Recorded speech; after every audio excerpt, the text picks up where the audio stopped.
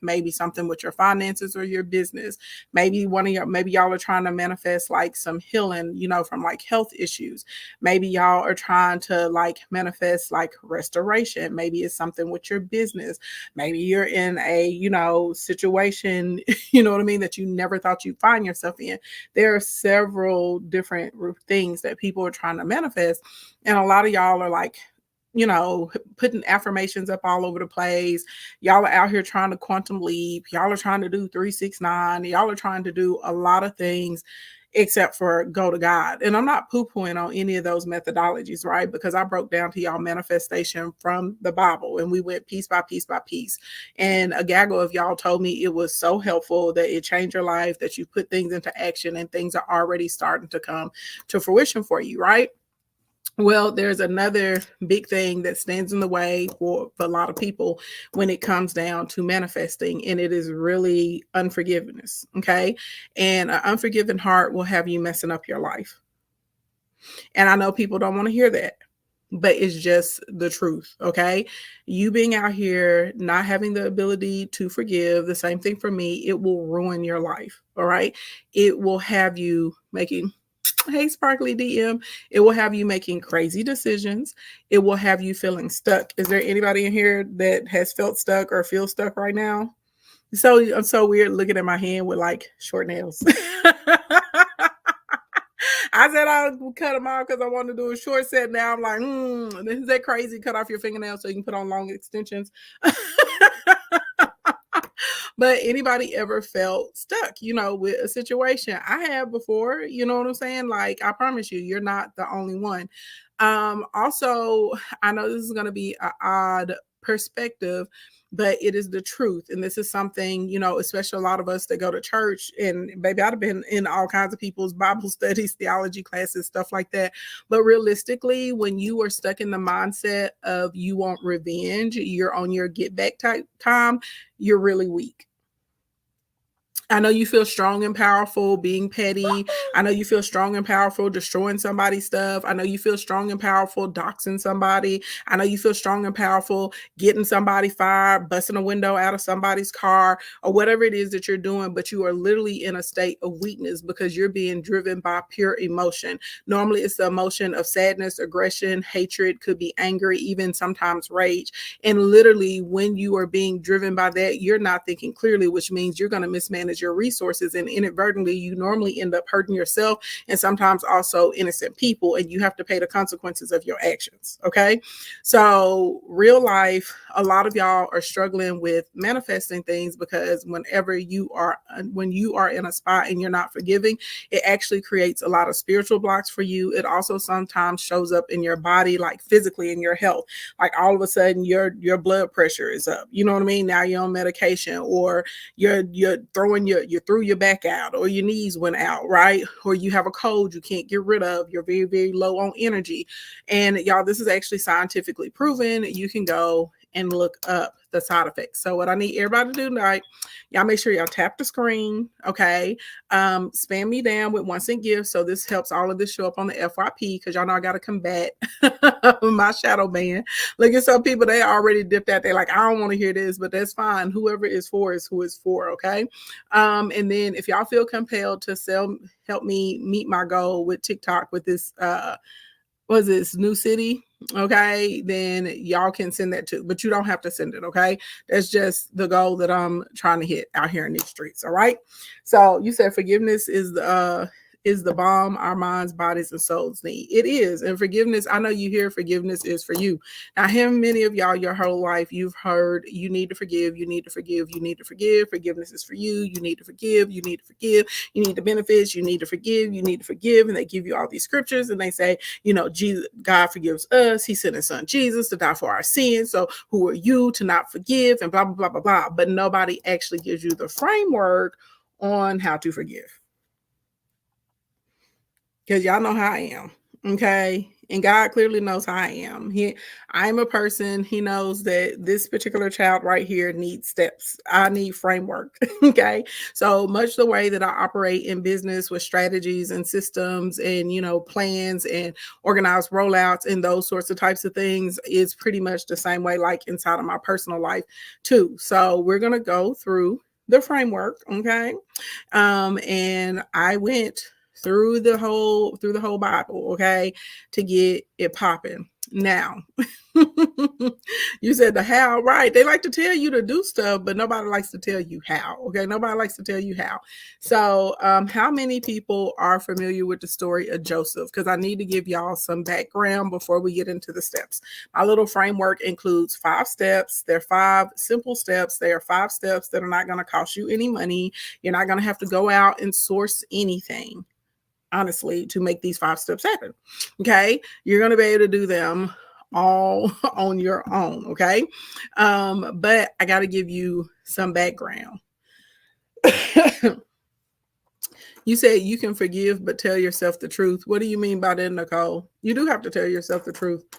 If you love yourself, you operate in truth. You said, please do the King Ashley Ann version. Baby, it's the only way. Y'all get these story times, okay? You gonna get my interpretation of the story time, okay? you gonna get my interpretation, okay? So we're gonna go through the story of Joseph, okay? If any of you guys want to read the story of Joseph line for line, you're gonna go through Genesis. I think Joseph starts in chapter 30, if I'm not mistaken. Joseph has a lot of books. Joseph is from 30 all the way to 50. Okay, it was a lot. There's a lot going on. There's a lot going on down there in this story. So I'm just gonna give y'all, you know what I'm saying. You're gonna get the Ashley Ann version of it tonight. All right. Now, my version is definitely accurate. Okay, but we just kind of hitting the highlights because there's a lot of stuff that we can learn from Joseph. And then to get to Joseph's story, I'm gonna give y'all a little like a teeny teensy bit of his daddy's background, because Joseph's daddy is Jacob, okay? Jacob, aka Israel, okay, father of the 13 tribes. That Jacob. Okay, so he kind of sort of is like a really big deal.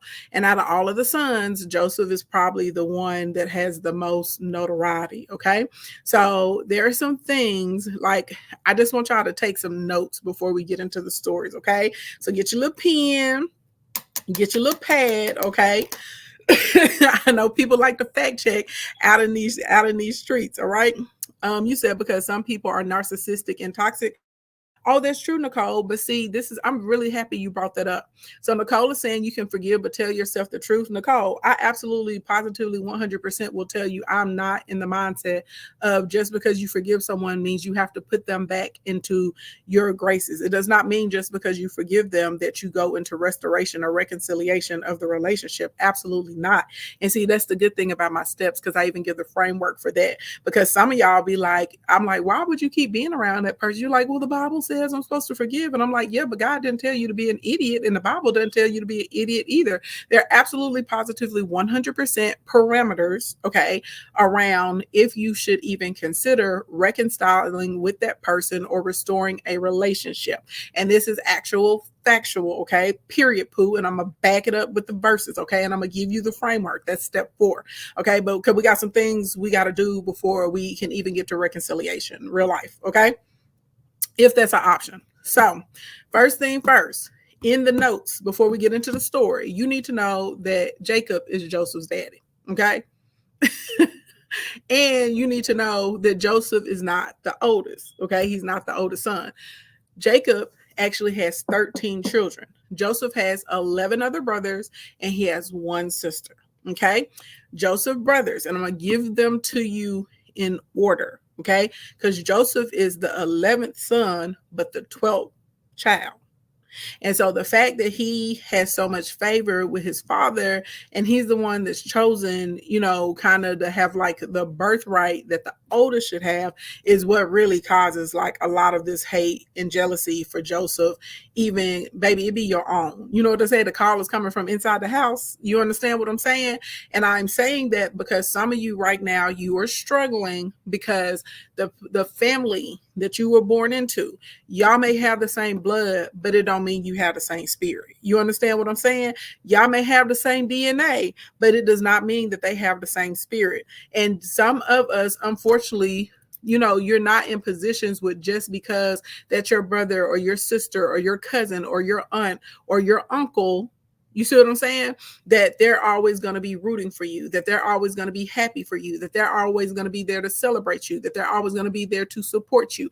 AKA when y'all pull up on me and you like, my feelings are hurt because my siblings or my mom and my dad, they don't support my business. They don't support my dream. They don't come to my store. They don't share my stuff. They haven't purchased anything for me. They won't come to me for any shows. And I'm just tired of not getting any support and I'm discouraged. And then y'all get upset with me.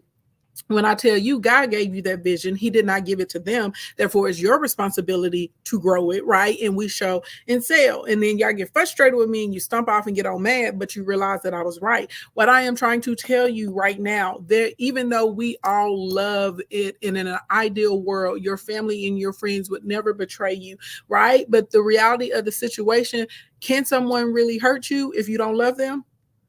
Can someone really hurt you if there's not a connection? Can someone really hurt you if you don't care for them? It's all kinds of random people on the internet to say stuff about me. Baby, I don't think anything about it. But if I found out one of my best friends or somebody that was my cousin or my sister was out here trying to do me dirty, oh, baby, it's going to hurt me to the core. There's some things that Corey Sullivan can do to me that can't nobody. There's some stuff that Mr. Corey can do to me that if he do it, it's going to hurt me to my core. But if somebody else does it, it wouldn't even faze me. You understand? Because of how I feel about him. So the reality of the situation, one of the things we're going to pick up from this story of Joseph is learning that just because someone is close to you, even if y'all are related through DNA, it does not mean that they're always going to support you. Okay? Hey, 6 footer. Hey, Room. Hey, Alexa T. Hey, Kelly. Hey, Penn. Next thing next. Remember I told y'all Jacob is Joseph's daddy. Okay. This is Jacob, like father of Israel. Okay. Like big deal. Okay. There's so many seeds is more than the sands on the earth to count. You know what I'm saying? Like one of God's favorites, Jacob. Okay. That's his daddy.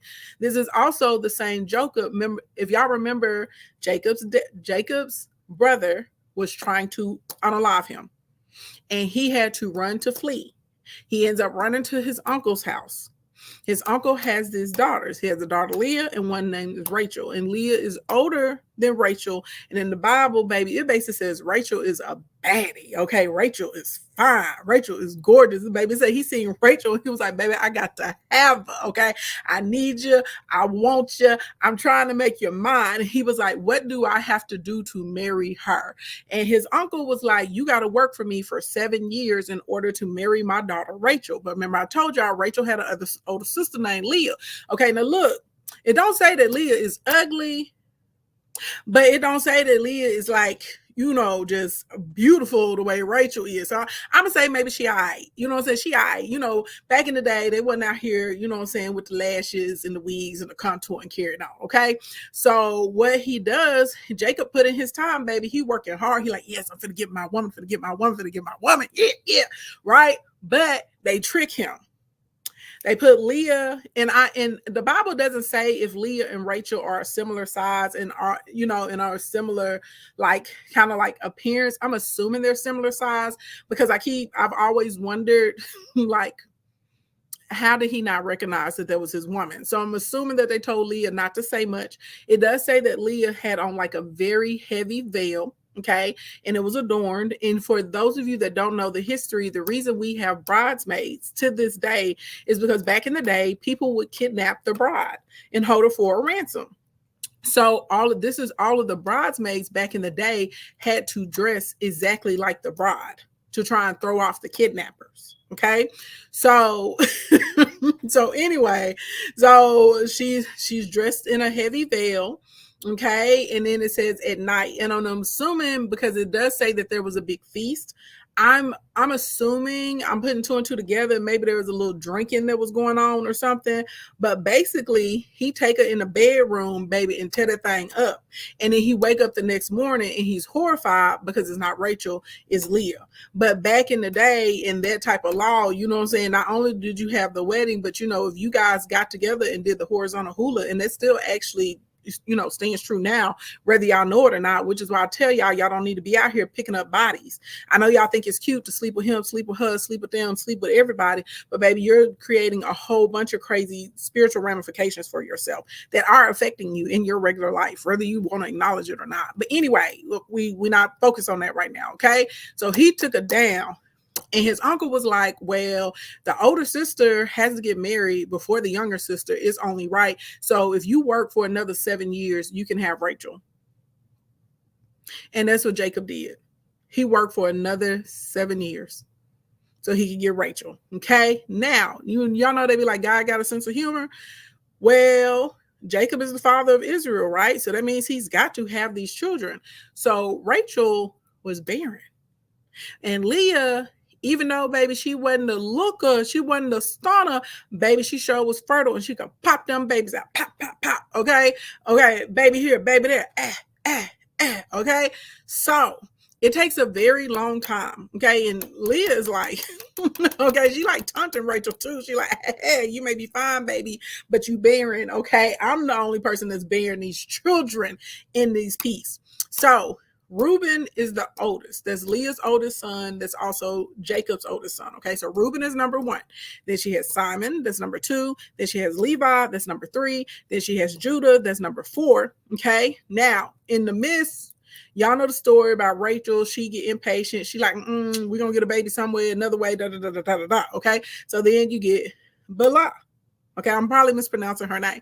She comes into play. She has Dan. That's his fifth son. Okay, she has a sixth son, Naphtali. Then there's another wife, Sifa.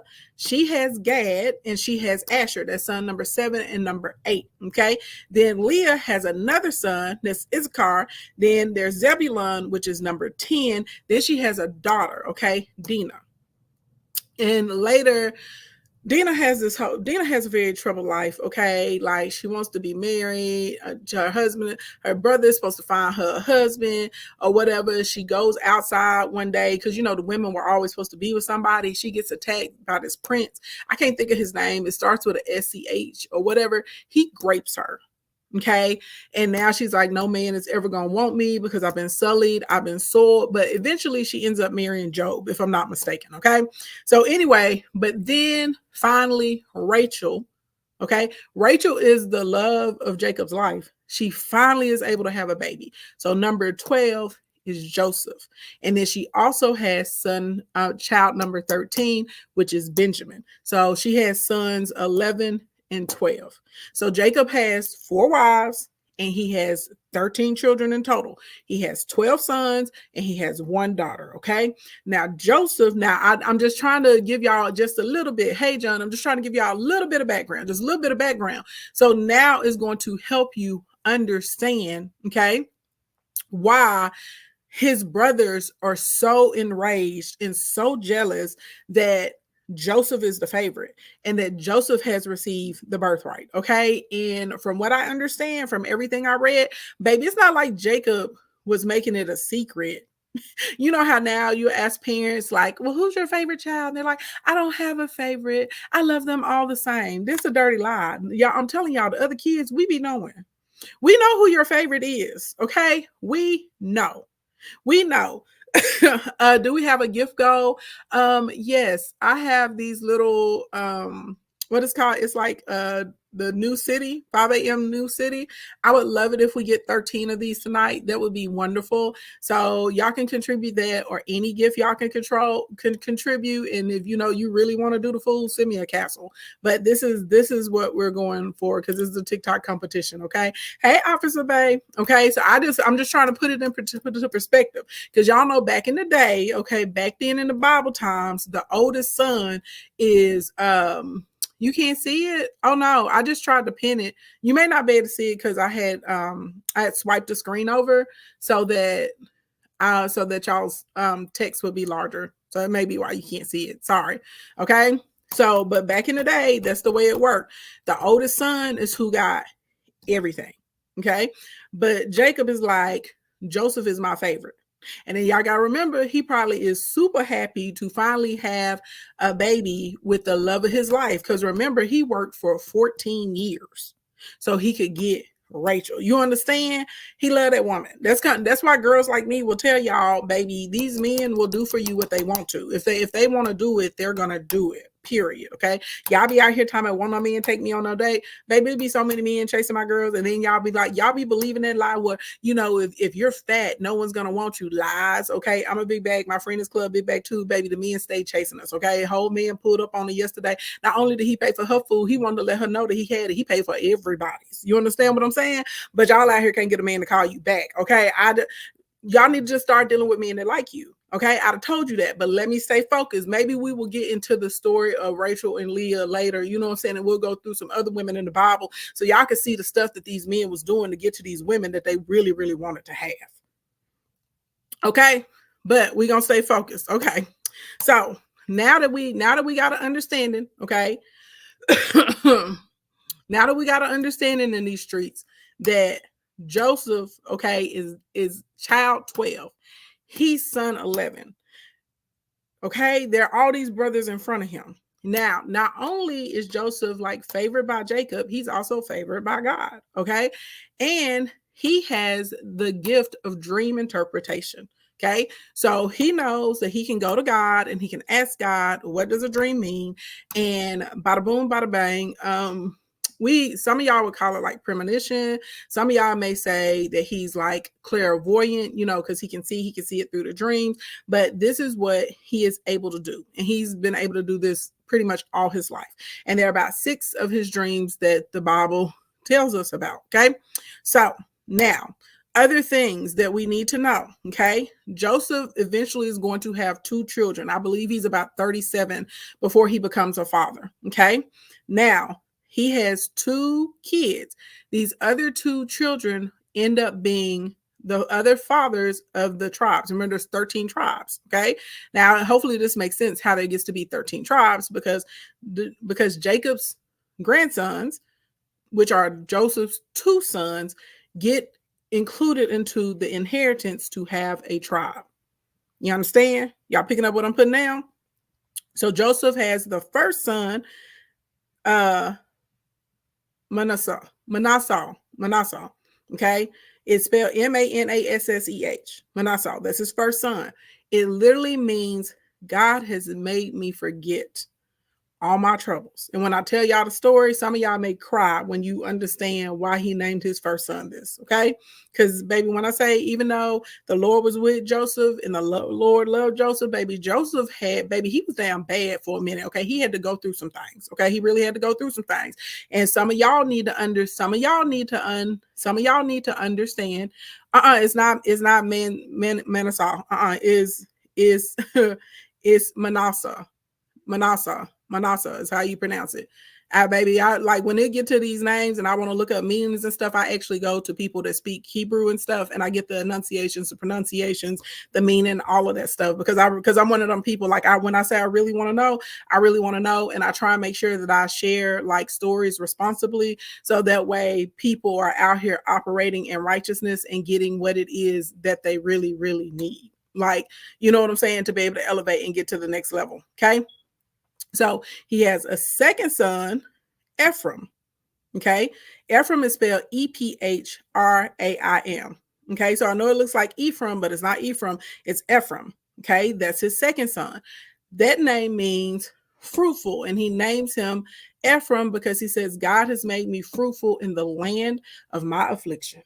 Okay. In the land of my misfortune, in the times of my misfortune, God still prospers me. Now, what y'all need to, the reason I'm giving y'all this note before, so y'all can keep in mind before we get into the story, is because some of y'all are sitting around wondering, what did you do? You are wondering, okay? Some of y'all literally, y'all are wondering, how many of y'all have asked, y'all have said, God, what am I doing wrong? Do you not like me? Am I out of favor? Am I being punished? You know, why are these things happening to me? How many of y'all have sat around and you have asked God that before? Okay. And I know in the world, everybody likes to talk about karma, karma, karma, karma. Okay. Yes, karma is real. Okay. Let's keep it a bug. It is. However, there are sometimes different things are happening to you because you need to learn to trust in God. You don't need to be arrogant. You don't need to be leaning into your own ability, your own understanding. You don't need to be out here thinking, I'm the man, I'm the woman, blah, blah, blah, blah, blah. Sometimes we need to be humble. Sometimes there are some things that need to be pressed up out of us before we can get to where God wants to take us so we do not mess it up. There's also a such thing as going in the right direction, but going at the wrong time, and that will F you up. Okay. So I'm saying this because someone in here needs to understand right now some of the things that you're going through is not about you being a bad person. It's not about you being punished. Okay. Some of these terrible things are actually working for you to get you to where you need to be, to get you in the right direction during the right time with the right skill set, with the right mindset, and understanding that your gifts and your talents and the fortune is coming from the Lord. Blink, blink, blink. Okay. Next thing, next. Okay. We need to understand.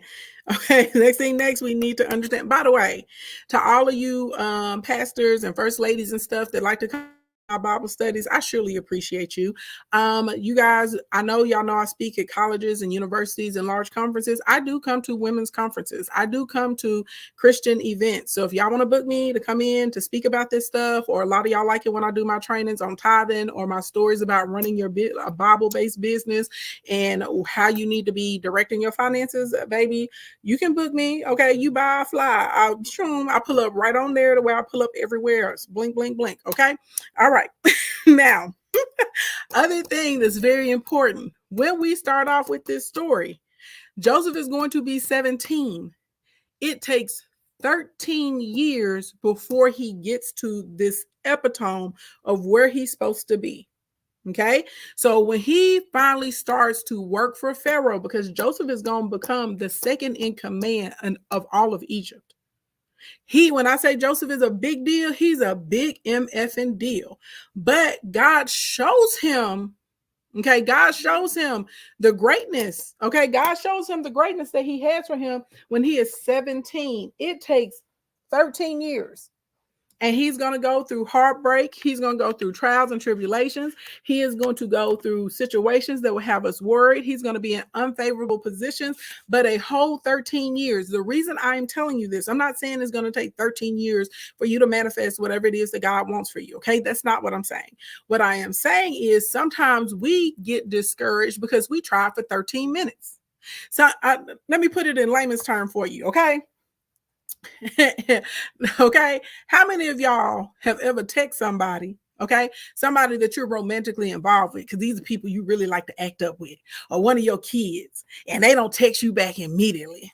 And you like, it's 5 minutes. Why didn't you text me back? I need an answer right now. It's 10 minutes. I need an answer right now. Lord, don't let it get to the 13th minute. Y'all ready to drive down to somebody's house. Y'all got the 360 location on. Baby, you riding. You going by his mama house. You went by his sister house. You called the homeboys. You looking on Facebook. You going through Instagram posts. You trying to see who is the person that liked it, how many times do they like it? Oh, he probably, baby, your mind is running wild. You'd have tapped all into the spirit of suspicion. Okay, now you're thinking all of these crazy things. Now you're putting out negative energy, and now all of a sudden you meeting people with an attitude. You out here cussing out random people that didn't deserve it. Now you over here plotting on what you about to do next.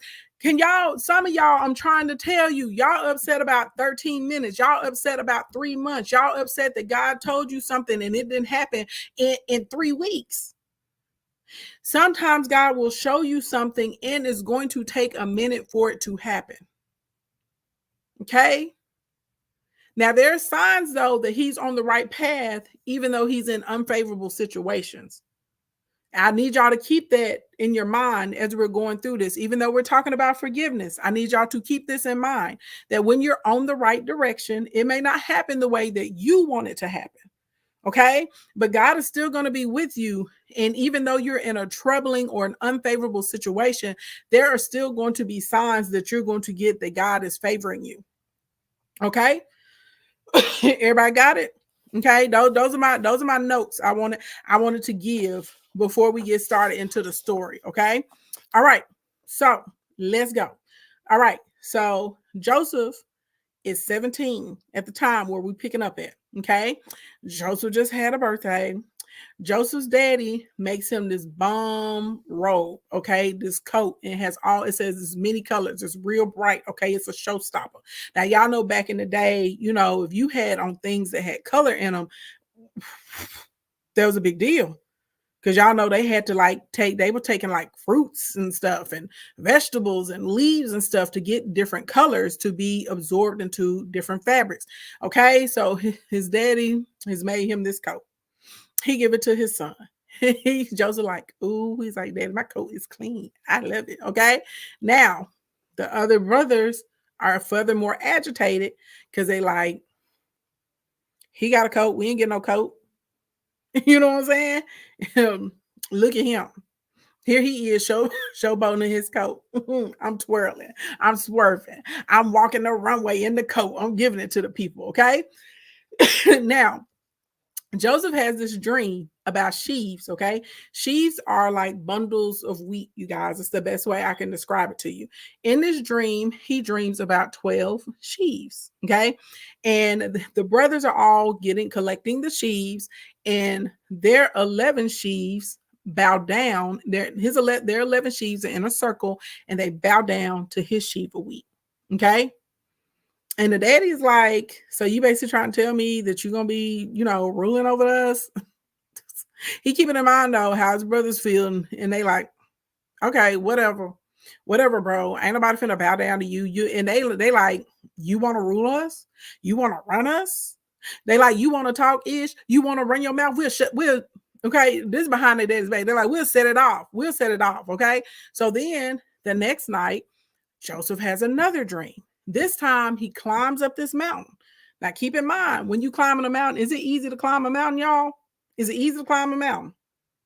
He has a dream that he climbs a mountain. Think about all the work and the planning, you know what I'm saying, and the labor that goes into climbing a mountain. He climbs a mountain. And then when he gets to the top of the mountain, he can see the sun, he can see the moon, and he can see 11 stars in the sky. And when he gets to the top of the mountain, they all bow down to him. Okay. Remember, he got 11 brothers. Okay. So he tell his daddy about this dream. His dad like, you know what I'm saying? Like, I don't know. He's like, look, y'all need to go and sell these sheep.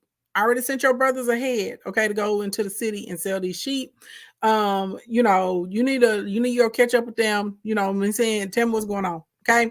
So he was like, okay, daddy, here I go. You know what I'm saying? He glad, you know, he got on his coat. He like, baby, good. You know, the people need to see me anyway in my coat. Go. Okay. Now he gets there and he's looking around and he is like, he looking lost. And there's other shepherd like, hey, hey son, what you looking for? You know what I'm saying? Because he looks lost. He's like, I'm trying to find my brothers. Where are people letting the sheep graze? And he's like, you know, it's down there around the corner. Go down a couple more miles, you know, hit the block, and you're gonna see everybody over there with the sheep. They are gonna be in the field grazing right there. He was like, okay, cool. He was like, bet. So Joseph goes on his way to his brothers. His brothers look up and they see him coming. And this is when they plot to kill him. Oh, I'm not supposed to say on TikTok. Unalive him. Y'all, F1 me. Give me a bunch of 1 cent. Give me a bunch of 1 cent gifts. Sorry. They plot to take him out. Okay. This is what they plot to take him out. All right. Now they out here plotting. They said, baby, we finna get him. Okay, we gonna get him. Now, Reuben is the older brother, right? Reuben does not want to take Joseph out. Okay, he like these ninjas is crazy. He like they wild, and he's like, I mean, I know the little Negro was agitating or whatever, but I mean, I ain't trying to unalive him. I ain't trying to get him up out of here. What's going on? Thank y'all so much. Also, y'all, share. We've been stuck at 56 shares for a long time. If I can get 25 of you guys to share with at least one person, that would be fantastic. Thank you. Instagram, I ain't seen no hearts in a long time. Tap that screen, okay? Now, Reuben is like, I got to try and calm him down. Reuben is like, well, what if we just throw him in a pit. You know what I'm saying? What we just put him in the pit. We don't have to unalive him because Reuben's plan is like, okay, he gonna let the brothers throw him in the pit, go on to the city, you know what I'm saying, finish on the sheep. And he like, I'm gonna get, you know what I'm saying, I'm gonna go get Joseph out and I'm gonna send him back home to daddy. You know what I'm saying? That's what we gonna do. I'm gonna send him back home to his father, right? So I'm not really sure where Reuben goes, but he like, hey, y'all, I'm be back. Okay. Because Reuben trying to work his plan. Okay. They beat the crap out of Joseph and they throw him in a pit, a cistern. Okay. It doesn't have any water in it, but they throw him in a pit. Okay. And I guess after they've been nooking and bucking and kicking and, you know what I'm saying, they basically ganged old boy. They for real, they jumped him. They jumped their brother. Okay. Jumped their brother. Okay. They throw him in a pit, and of course, they got to rip their coat. Like, give me this coat. We sick of this coat. Okay. We sick of this coat. Right. Because they had already had a plan to tell their daddy that a wild animal attacked him, and that's how he died. Because y'all know that happened a lot. If you read the Bible a lot, it's a lot of times God send bears and lions and all kinds of stuff just come get rid of people. All right. So anyway, and remember they out here on foot, right? So they throw him in the pit, and I guess they'd have worked up an appetite after you've been out here, throwing bows and punching and jumping somebody. I guess that makes you hungry. I don't know. I ain't never jumped nobody before. I'm just assuming, but they like, we need some lunch. Okay. So they threw him in the pit, and they like, we're finna sit down and have us a little snack, a little light snack. You know what I'm saying? Somebody give me a little sandwich, give me some little water or something. You know what I'm saying? So, somebody give me one of them turnips over there. I don't know, whatever they was eating back then. Okay. They need a snack. All right. Give me some manna, whatever they was eating back then. So they're having a snack in a caravan. They see a caravan of Ishmaelites pulling up. They are like, oh, let's sell Joseph so we can make us some money. We're going to sell him into slavery. So they get him up out of the pit and they sell him for 20 pieces of silver. Okay. So now Joseph, baby, clank, clank, clank, he's shackled up. Okay. He busted, he bruised, okay, he black-eyed, he disoriented, he in disbelief. I can't believe my brothers to turn on me like this, and they have sold him into slavery, okay? And he's a slave, so that means he's on foot, baby. He got to take that long trail to Egypt, okay? Now, they make the transaction, they get their money, baby, they gone.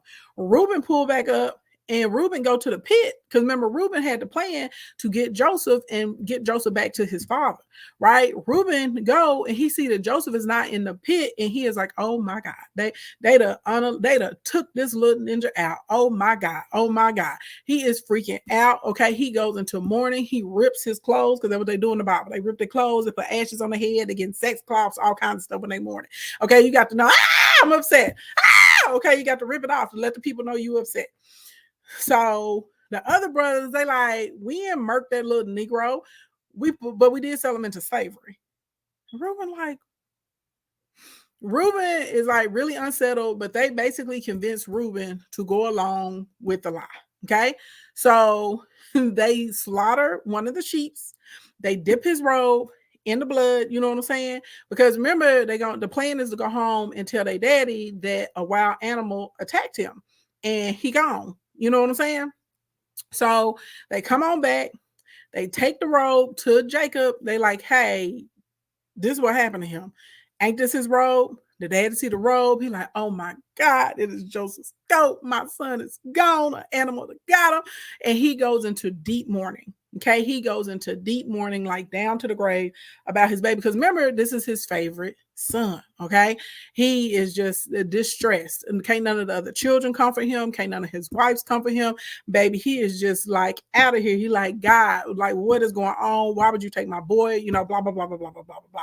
Okay, now fast forward to Egypt. Okay, Joseph ends up being sold to Potiphar. Potiphar is one of the Pharaoh's official. Okay. So remember, I told y'all, now, even though Joseph is going through some betrayal, Joseph is going through physical pain, mental pain, okay, spiritual pain. Y'all know he got to be in anguish. Can y'all imagine how you would feel if all of your siblings ganged up on you, beat the crap out of you, threw you in a pit, and then sold you to slavery? Like, come on now. You know what I'm saying? This baby, you're finna harbor some serious hurt, some anger, some anguish, some rage. Baby, you over here thinking back and forth, these mother, you know what I'm saying? I can't believe it. Okay. Can't believe it. Can't believe it. You understand, baby? He is going through some changes, and this ain't something you just thinking about for a second and you getting on with your life about it. Okay. Baby, that y'all be out here on the internet getting into arguments with random people you don't even know and be making 50, 11 fake pages following them around for 5 or 6 months. So I know dang well y'all cannot let go of your sibling jumping on you and selling you into slavery. Okay? That's what I'm saying. Some of the stuff, baby, y'all don't have to let it go, let it go. Okay.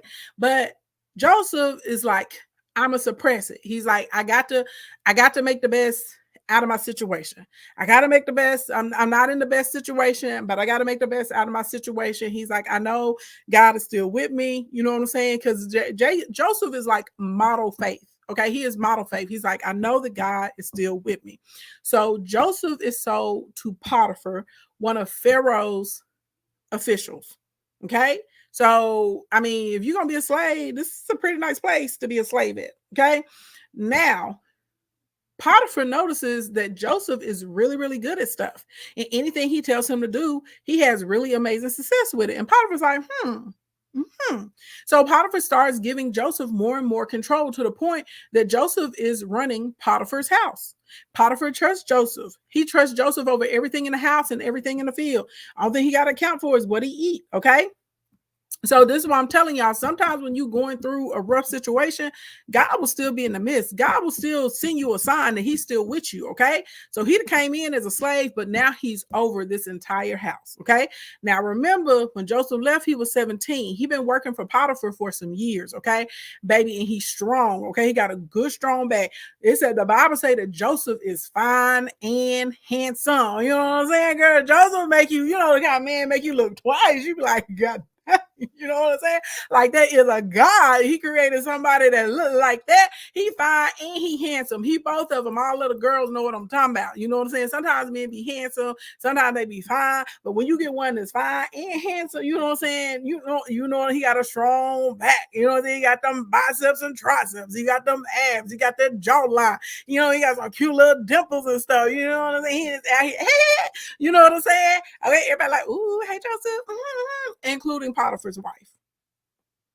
Okay, so Potiphar's wife is like, Potiphar give me everything, but I want him.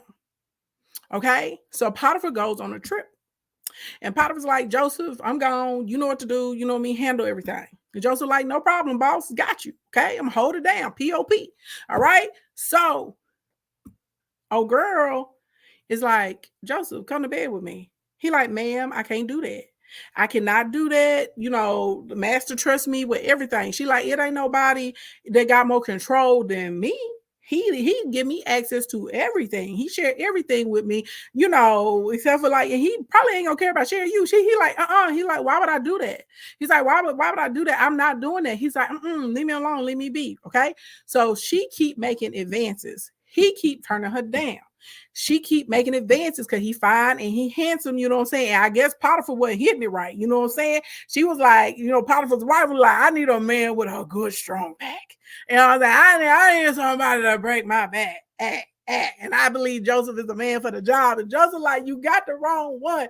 It ain't me, sis. I don't want none of that cat. Leave it alone. Okay. She like, pet the cat. He like, no. She like, pet the cat. He like, no. She like, pet the cat. He said, I said, no, leave me alone, to the point that he runs from her. Okay. She like, He like, no. Okay. He runs away from her. Okay. And when he runs, she grabs his coat. She grabbed the robe, right? And he baby, he ran up out the robe. He's like, I don't want none of that. Okay. So she decided that because now she mad. Okay. How dare you turn me down? You to turn me down multiple times. Who this think he is turning me down? I'm Potiphar's wife. I'm fine. He don't find me attractive. Why he don't want to sleep with me? Anybody would sleep with me, but Joseph knew better. He said, no, ma'am, I want no parts of this. Okay. So now she got his robe. Okay. So she lied. She called all the other servants in there and she like, oh my God, that Hebrew boy, he tried to grape me. He tried to seduce me. He tried, baby, he popped his pecs at me. You know what I'm saying? He said he went ooh at me. Hey, y'all know I could do that, did you? Yep, I can. Okay, she said he would, and I said I don't want it. I screamed, and when I screamed, he ran away and left his robe. Okay, so she keep the robe with her, and when her husband come home, she tell Potiphar the same story. Potiphar get mad, okay, hotter than fish grease. He said, you know what, you get your raggedy beep, beep, beep, beep, beep, beep, up out of here. And he throw Joseph in prison. So now Joseph is in prison. Okay, he didn't do nothing wrong. He's been falsely accused of rape, and he in the pen for some years, y'all. Okay, it's dark, it's dank, it's stank, and they're in a special prison. Okay, they're in a prison where only the king's prisoners go. Okay, he in the dungeon. You understand?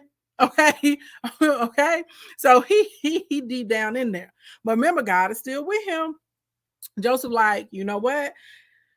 He's like, I'm gonna get out of here. I don't know how God gonna get me out of here, but I know God is gonna get me out of here. So just whatever. So Joseph is compliant. He is cooperative. He's like a model citizen.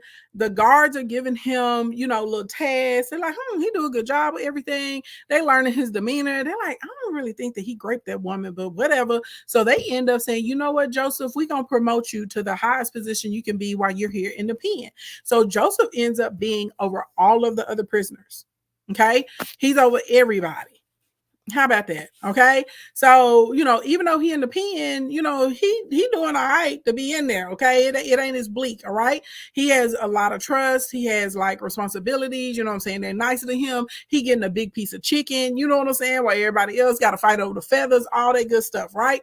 So now, eventually, the Pharaoh's butler and the Pharaoh's cook end up in there in the pen too. I don't know what they did. Okay. But they end up in the pen. All right. And they had these dreams and they are troubled by their dreams. They have their dreams like in the same night. And Joseph was like, what's going on? Like, y'all act a little strange today. Y'all okay? They're like, man, we had these dreams. We don't really know what they mean. I'm struggling. I'm trouble with it. Joseph like, God can tell you what your dream mean. They like, say what? He's like, yeah. He's like, God can tell you what the dream mean. He's like, tell me the dreams and I'm going to tell you what God say about the dreams. Okay.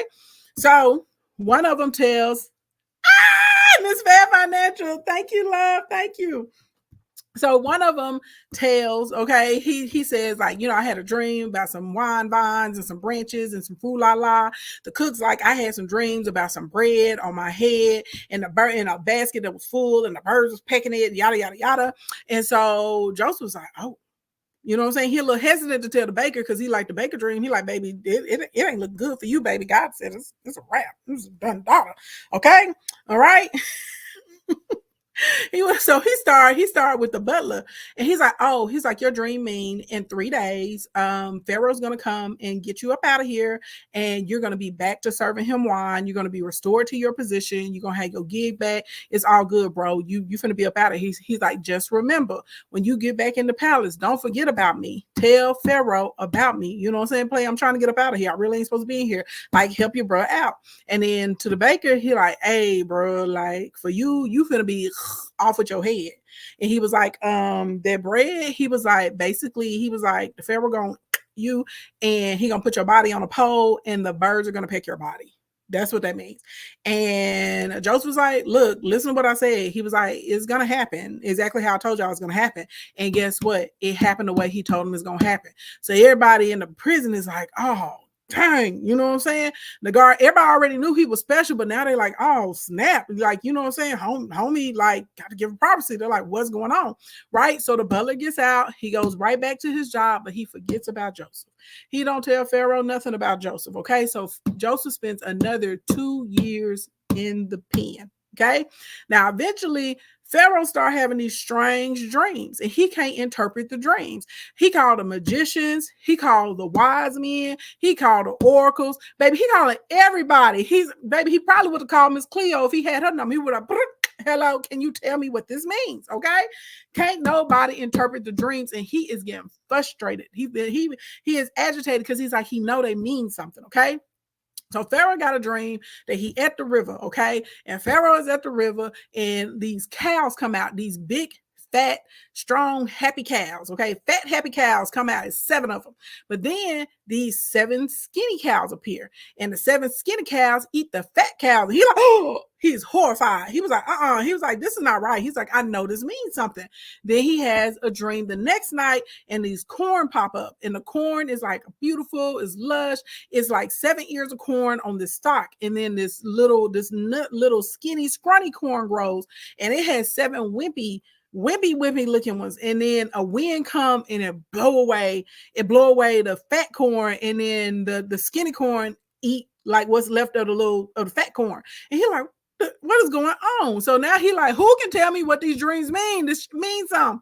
So then the butler remembers Joseph.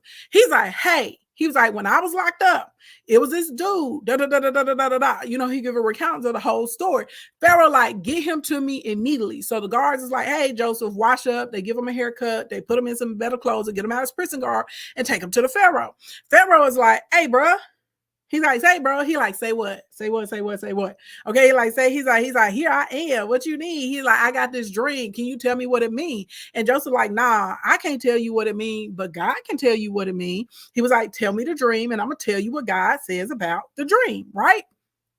Pharaoh like, man, it's these cows, it's a river, some corn, some wind, you know what I mean? It's a little thing, little shang lang. This is what's happening over here. Joseph like, hey, prayer. He was like, basically, we're in 7 years of abundance right now, and there's going to be 7 years of famine, and nobody realizes that we're in the 7 years of abundance right now. They're not going to realize it until the famine happened. He was like, so what you need to do is take a fifth of the land in Egypt and a fifth of all the wheat and a fifth of all the food, and we got to store it up to stockpile it, so whenever the famine comes, everybody in Egypt is still going to be able to survive.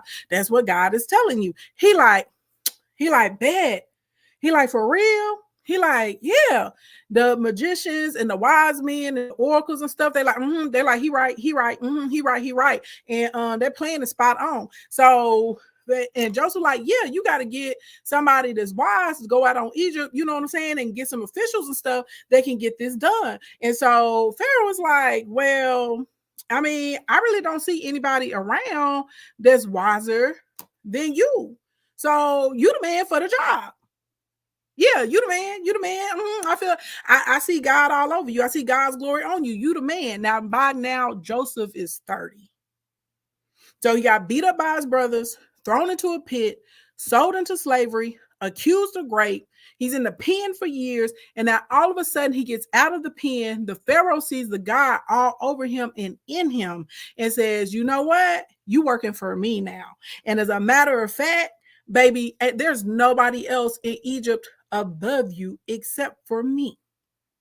Nobody. I'm gonna point you over my house and over the land, and I'm gonna give you a wife. I'm finna give you a bad chick. Okay, I'm finna give you a bad chick because baby, I know you've been locked up and you need a woman. Okay, let me come here, girl. So her name is Sephora. Okay, he brings her in. Joseph like, okay, yes, okay.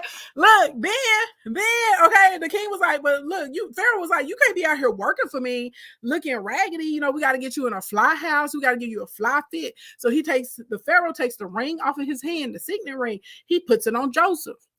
You know what I mean? So they're like, bam, baby, people got to kiss the ring. He put Joseph in some fine linens, and he give Joseph a big old gold chain. He was like, so people know when they see you, there is respect in this piece. Okay? He put Joseph in his second chariot. Joseph is literally the second in charge of all of Egypt now.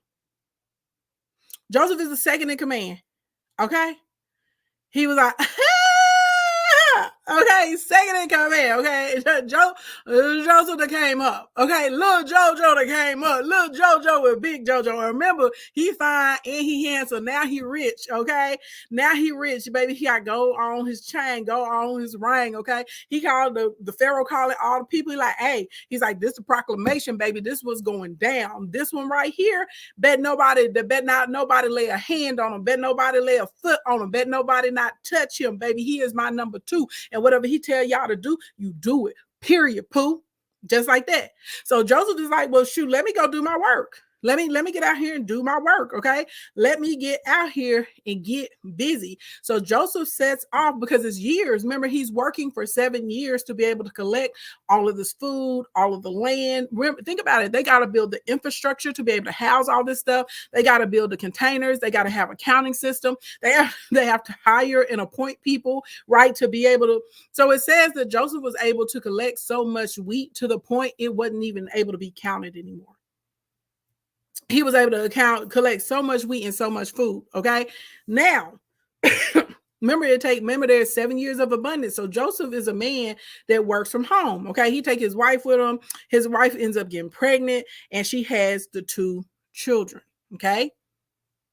She has the two children. So Joseph gets son number 1 and he gets son number 2. And remember, I told y'all, because remember everything he been through. That's why I said when you really learn his story and you see what he named his sons, you're gonna be like, man, okay. So Manasseh, okay, which means God has made me forget all of my troubles. Joseph went from the worst of the worst, y'all. God can take you out of any situation. He went from being in the worst of the worst situation to now he's in the best of the best situation. So when he has that son, he names his son and says, God has made me forget all my troubles. Then he has baby number 2, Ephraim, and that means God has made me fruitful in the land of my misfortune. All right, it ain't over yet though. Okay, so now they collected everything. It's been 7 years. They got the cisterns, they got the system, they got the containers, they got the food, when they got everything stored up. And guess what happened? That goddamn famine. And not only is the famine in Egypt, baby, it says the famine goes all throughout the earth. Okay? It's famine everywhere. It's famine everywhere, and it's going to be for 7 years. So the first year of the famine come, and guess what? Joseph already, the Pharaoh says, hey, he says, everybody listen to Joseph. Joseph been right about everything else that he been telling us. So Joseph, what you think we need to do? Joseph like, well, hey, we're going to appoint these people and we're going to sell the food to the people in Egypt so that our people are not going to perish. They're going to have plenty to eat. We got plenty stored up. This is what we're going to do. Bet. King Pharaoh's like, all right, y'all heard Joseph, do what the man said, right? So now, okay, they're out giving the food. But remember, the famine is all over the earth. And so people like, why people in Egypt not struggling like the rest of us? Oh, they got food. And remember, I told y'all Joseph stored up so much food, it couldn't even be weighed anymore. It couldn't even be counted anymore. So now they can sell food to other people. So they're still continuing to prosper because they literally have the food supply for everyone else. Now, remember, Joseph is Jacob's son. Jacob thinks Joseph is unalived, right? Because his brothers lied to him. Joseph was born in Canaan, okay? So his brothers have to take a trip from Canaan into Egypt. They back on the same path that Joseph was on. Joseph is who decides who gets food, okay? Especially from people coming from other lands and other countries and other territories. So now Joseph is the governor, okay? They pull up in there, and they bow down and they're like, hey, governor, we're from Canaan and we are starving and we are here to see if we can purchase food. And baby, they don't even recognize Joseph, but you better believe it. Joseph recognized them, okay? They don't know who Joseph is. Do you remember me? Because I remember you. You understand what I'm saying? That's what they own. Joseph like, baby, you don't know me, but I know you, mother. Okay, you, baby, who got about now? Remember, Joseph had them dreams about the sheaves of wheat, and his brothers were bowing down to him. So what God promised Joseph and showed Joseph all that time, we're about 22 years in now. Because Joseph is 39 because we 2 years into the famine. He had his kids at 37. Okay. Remember, he was in the pen for 13 years. He was 30 when he started working for the Pharaoh. He had to put in them 7 years of going out to, find the right land, store the food, store the wheat, start building everything to keep it in. Okay. Now he's 39. They sold him when he was 17. He been sitting on this hurt for a long time. Joseph is overcome with emotions because now here he is directly face to face with the people that betrayed him, beat him, threw him in a pit, stripped down his clothes and his possessions, sold him into slavery, took him away from his father who he loved dearly because Joseph and Jacob had a great relationship. He'd have been to the pen. He'd have been accused of rape. You understand what I'm saying?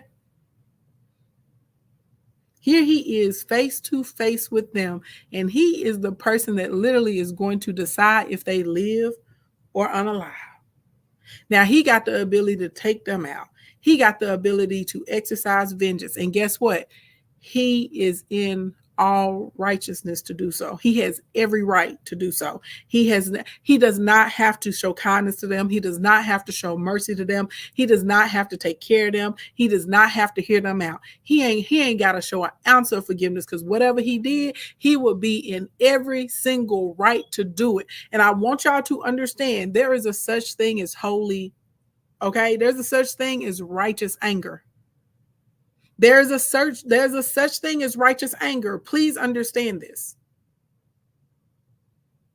Please understand this. And remember, I told y'all Joseph is like the model, though, of faith and believing in God and leaning into what God is telling him to do and understanding God.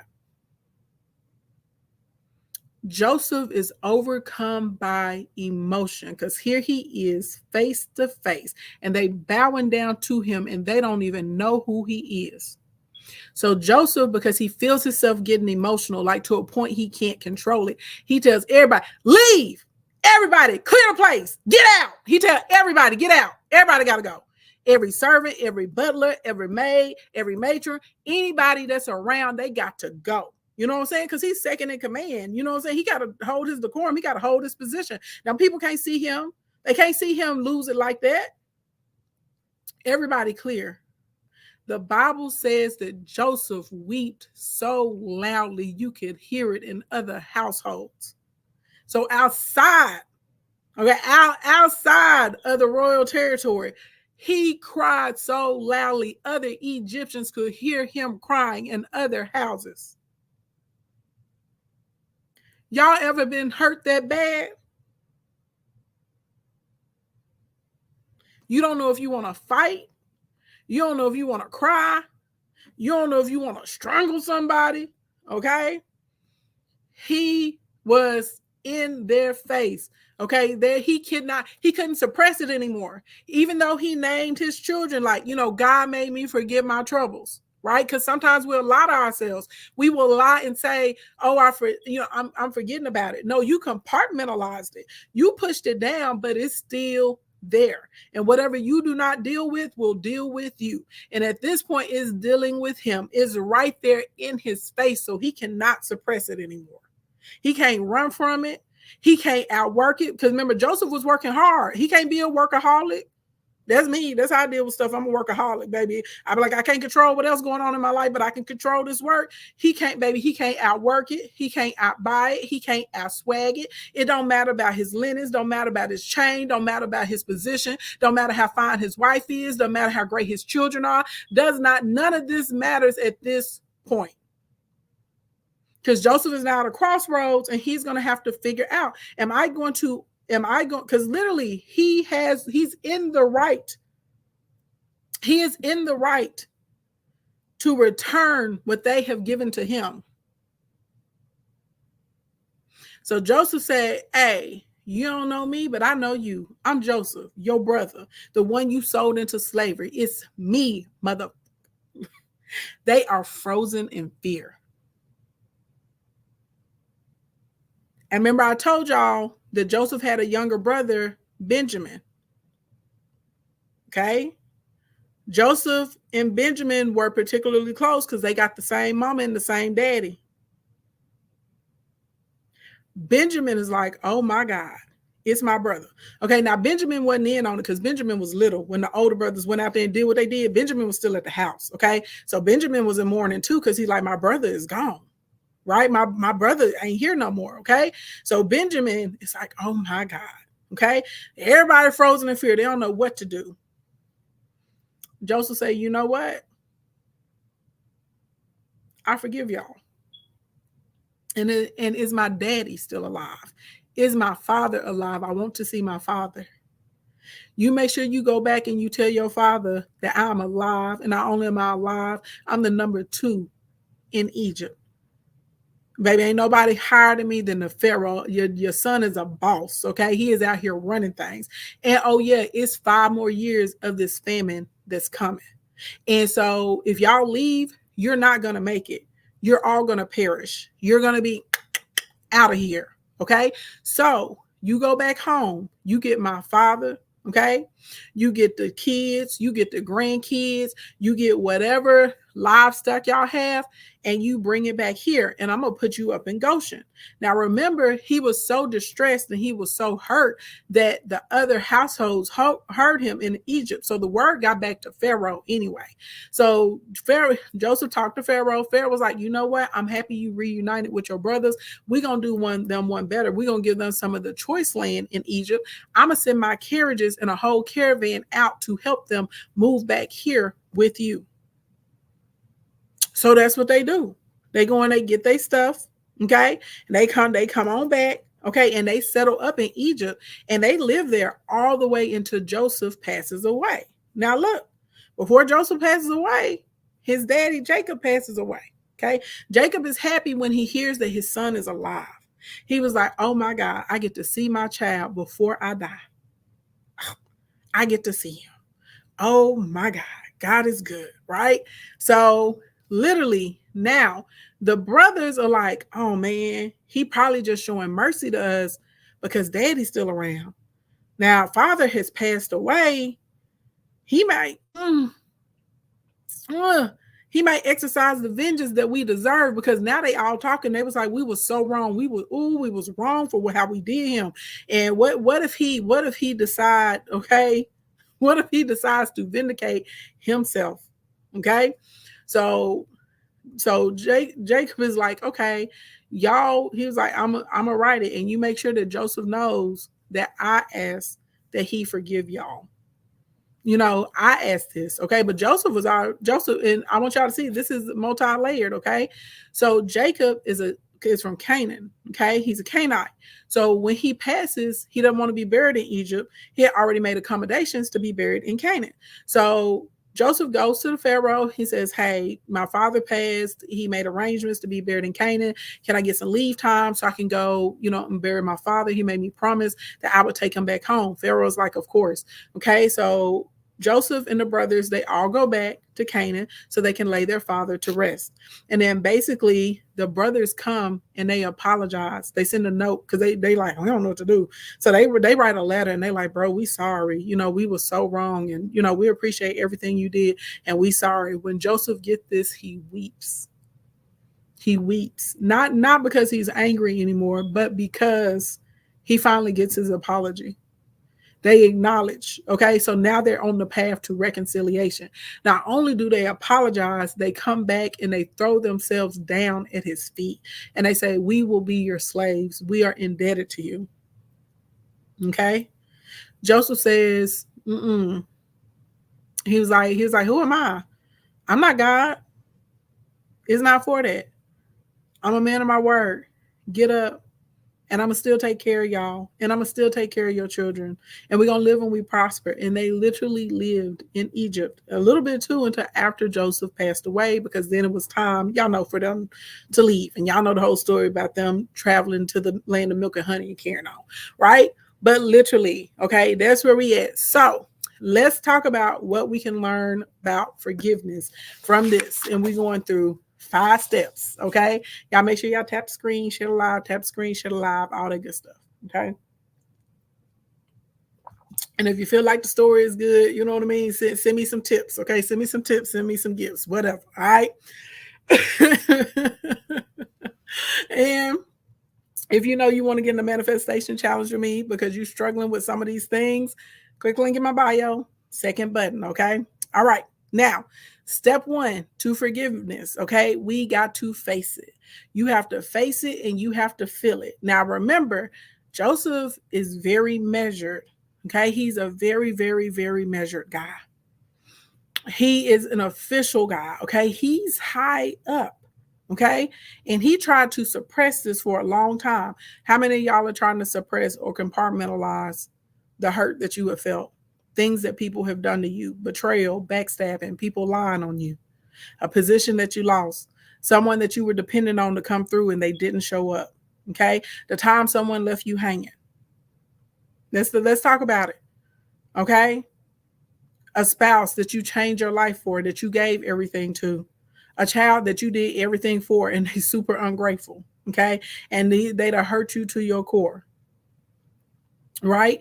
Could have been a kid, could have been somebody you grew up with as kids and they did terrible stuff to you when y'all were kids and as teenagers and in your early 20s, okay? And it kept on going, all right? Everybody has been through some type of hurt, okay? Could have even been from the system, okay? It's something. You're going to have to face it and you have to feel it in order to forgive it. If you notice, Joseph actually was not able to move into true forgiveness until he actually dealt with it. He had to face it. He was face to face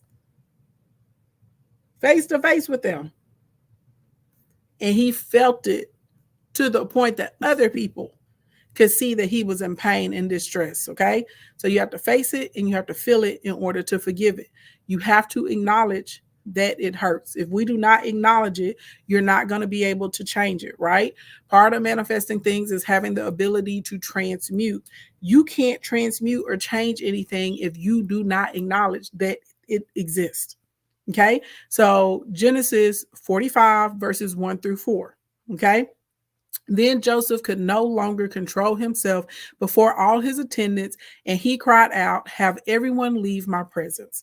So there was no one with Joseph when he made himself known to his brothers. And he wept so loudly that the Egyptians heard him, and Pharaoh's household heard about it.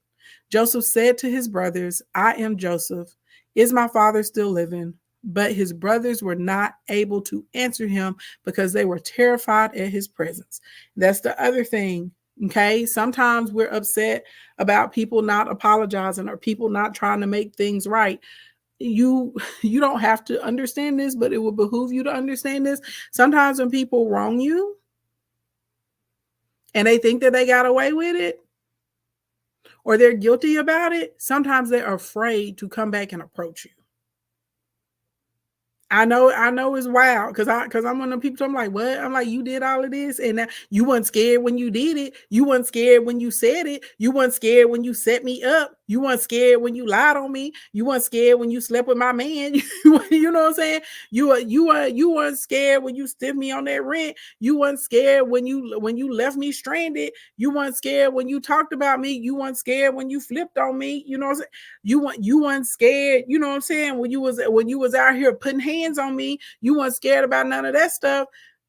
I don't know what it is about people sobering up and people being able to acknowledge that they are wrong, but for some reason, this is one of the hardest things for human beings, not all human beings, but for a lot of human beings to do. Okay. So sometimes people are terrified. Okay. They're so uncomfortable whenever they know that they have done you wrong and they're terrified at your presence. And so I need y'all to understand this. They're not going to be the ones to make the first move. What does it say? It says, but his brothers were not able to answer him because they were terrified at his presence. Baby, they froze up. They locked up. And I'm just trying to help somebody when you're going through the process of forgiveness, okay? That you may be expecting them to reach out to you. You may be expecting them to make it right. You may be expecting them to make some effort. Sometimes people have effed up so bad, they are terrified at the thought of having to be in your presence again. They are terrified at the thought of being face to face with you, on the phone with you, having a conversation with you, in the same space with you. It makes them uncomfortable. They do not know what to do. I know that sounds wild, but please hear me out. This is the nature of most humans. Okay. Step 2. And I'm gonna tell y'all this is something I struggled with for a long time. Okay. Surrender my right to punish. Joseph had every right to punish them. He had every right to say, I'm not selling you shit. Go back home and perish. He had every right to do. If he would have did that, nobody would have said that he was wrong. No one. Okay. But he surrendered his right to punish. Now, this is important. This is an important part of forgiveness. And if you hope for reconciliation or restoration of a relationship, it's not going to happen if you do not surrender your right to punish. Okay. Now, understand forgiveness is giving someone grace and not giving them what they deserve. If you do not relinquish the right to punish, okay, the right to match that energy, there is no chance for reconciliation or restoration. And this is really important when it comes to friendships, and this is really important when it comes to marriages.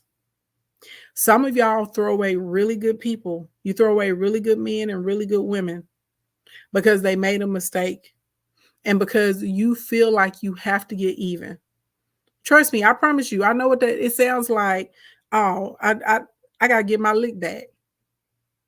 They cheated, so I gotta cheat on them. They lied to me, so I gotta lie to them. They stole from me, so I gotta steal from them. They blocked me from getting their promotion, so I gotta get them fired. Oh, you told my business? Oh, I'm finna put all your business out all over social media and expose you. Okay, Mosaic law says an eye for an eye and a tooth for a tooth, but we're supposed to be underneath. We're supposed to be underneath the New Testament. Okay, let me keep it clear. Let me be real clear. All right, and this is the thing: God knows that forgiveness is tough for us. Why do you think in Luke chapter 11, where Jesus is teaching them how to pray and he's going through the Lord's Prayer, that every day, literally, we're supposed to, if you go to Luke chapter 11 verse 4, forgive us our sins, for we also forgive everyone who sins against us, and lead us not to temptation. So every day we have to ask for forgiveness, and every day we have to forgive other people, because as much as we're hurt, as much as we're offended, as much as we feel unjustified, guess what? In some shape, form, or fashion, it may not be every day, but I guarantee all of us in our lifetime has trespassed against someone else. All of us have hurt someone else. All of us have offended someone else. All of us have done something to someone that they feel like may not be just. And this is the reality of the situation. So the same way that God grants us mercy and God gives us grace, and God does not give us what we deserve every time we do something that's wrong, aka every time you told a lie, because you'd have did it. Every time you cut somebody out, because you have done it. Every time that you took something, you reaped where you really didn't sow. Every time you were greedy and you took some extra. Every time you went in somewhere on a homeboy or a homegirl hookup. Huh? Some of y'all got little sticky fingers and you used to shoplift. Every time you did that, you might be like me. You might drive fast. You lead foot every time you, baby. If God was out here giving me what I deserved, I would have probably about 59,000 speeding tickets by now. See, we don't think about it. You know what I'm saying? When it comes to us, but we're real quick to think about how other people are offending us, or how other people are unjust, or how other people are doing things that are wrong.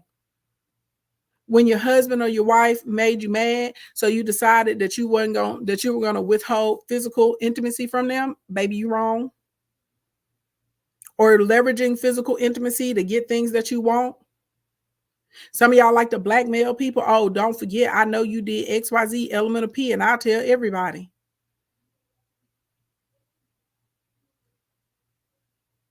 Ooh, them comments getting shallow now because I'm telling too much truth. None of us are perfect. None of us are perfect. Not one of us. Not one of us. Oh, whenever you got mad or you got in your feelings and you got passive aggressive with somebody. Oh, okay. When you went and you told somebody business and you knew that they wanted it to stay just between you and them. So again, we have to forgive others, okay? As we ask God to forgive us. Romans 12:18. If it is possible, as far as it depends on you, live at peace with everyone. Do not take revenge, my dear friends, but leave room for God's wrath. For it is written, it is mine to avenge, I will repay, says the Lord. So step 2 is literally surrendering your right to punish, because we understand that God has given us a lot of grace, and God did not always give us what we deserved. Every day we get up and we get what we don't deserve. You understand what I'm saying? A lot of times God gives us a lot of grace and a lot of mercy. He gives us a lot of leniency. So we have to be able to understand that other people, you know what I mean, that they need some leniency. Even in the word, it tells you that a just man falls down 7 times. And that's a righteous man that falls down 7 times.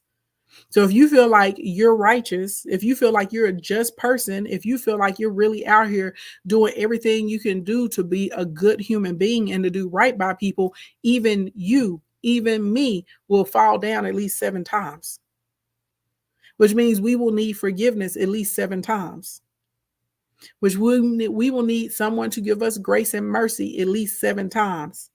When you miss a deadline, when you need to return in that report late or take your test late and you didn't tell the instructor, like stop playing with me. When you didn't get something in on time, when you paid a bill late. Some of y'all didn't even pay the bills. Y'all were just like, F it. F it. Yeah, I spent up people money. Yeah, I ran up that credit card, $15,000, $20,000, $30,000. I'm not even gonna pay it. Oh, you think you was right? Oh, okay.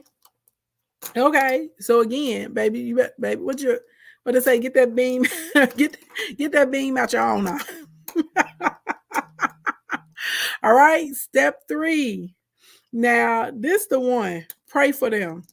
And you're not praying fire and brimstone down on them. You're not doing no half-hearted prayer. God, you know what they need.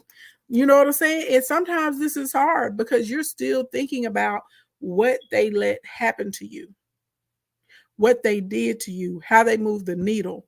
Okay? You're still thinking about this. Now, let me be very, very clear. When you forgive, it is for you. Your forgiveness is an independent act. Okay. It is your pathway to being free. You are forgiving because we are trying to make sure that the things that have hurt you in the past do not continue to hurt you in the present and they do not hurt you in the future. Because when you get into unforgiveness, okay, it has the opportunity to turn into anxiety. It can turn into malice. Okay. It could turn into a repeated cycle inside of your mind. So now you're out here seeking vengeance. Okay. It can turn into a lot of very negative, lower vibrational things. And there's also several studies that will show how it affects your body in the form of illness. Okay. Disease means dis-ease. Your body is not at ease. Okay. So now you'll start experiencing anxiety. You'll get a hard heart. You start getting spiritual blockages. So that means your money starts drying up, your relationships start getting weird, your opportunities start going south. You start to get sickness in your body sometimes. Sometimes it will even make you lose your mind, or if you can't get out of the cycle of it, you will suffer from a broken heart. And you physically can feel it, and that has absolutely positively taken people up off of the planet Earth. And now you're in a weakened mindset because you're being driven by emotion, either severe sadness or melancholy, anger, rage. Okay. Nothing, okay, that's coming from positive. Those are not spirit, those are not fruits of the spirit. Okay. That's not peace, that's not joy, that's not love, that's not abundance, that's not prosperity. When you are being driven by those lower vibrational emotions, you have a higher propensity to mismanage your resources, to misread situations, to end relationships, positive relationships, just because you're mad and you got to take it out on somebody. You will cut off your nose to spite your own face. Your ego sometimes will become so big whenever you need to humble yourself and chill out. You won't, you know what I'm saying? I don't need you. I don't need nobody. No, you did need them. No, you did need that job. No, you did need that opportunity. No, you did need that good work. No, you did need that. You know what I'm saying? Like, no, you did need somebody to turn something over for you. No, you did need that extra rider. You understand what I'm saying? Like, literally, okay, literally. But because you're so consumed, okay, on this other emotional side, you are literally making a wreck of yourself and of your relationships. Okay. Forgiveness is not a negotiation of if they do that, I will do this. You forgive them no matter the outcome. You forgive them no matter what they do, because forgiveness is for you. Forgiveness is to make sure that these old situations, that these people, these things, these places, these circumstances cannot currently hurt you and you can't be bound by them. Because anytime you are bound by that, you are operating in fear. You're operating out of rejection. You're operating out of retaliation. That is not freedom. That is limited instead of limitless. Matthew 5:43.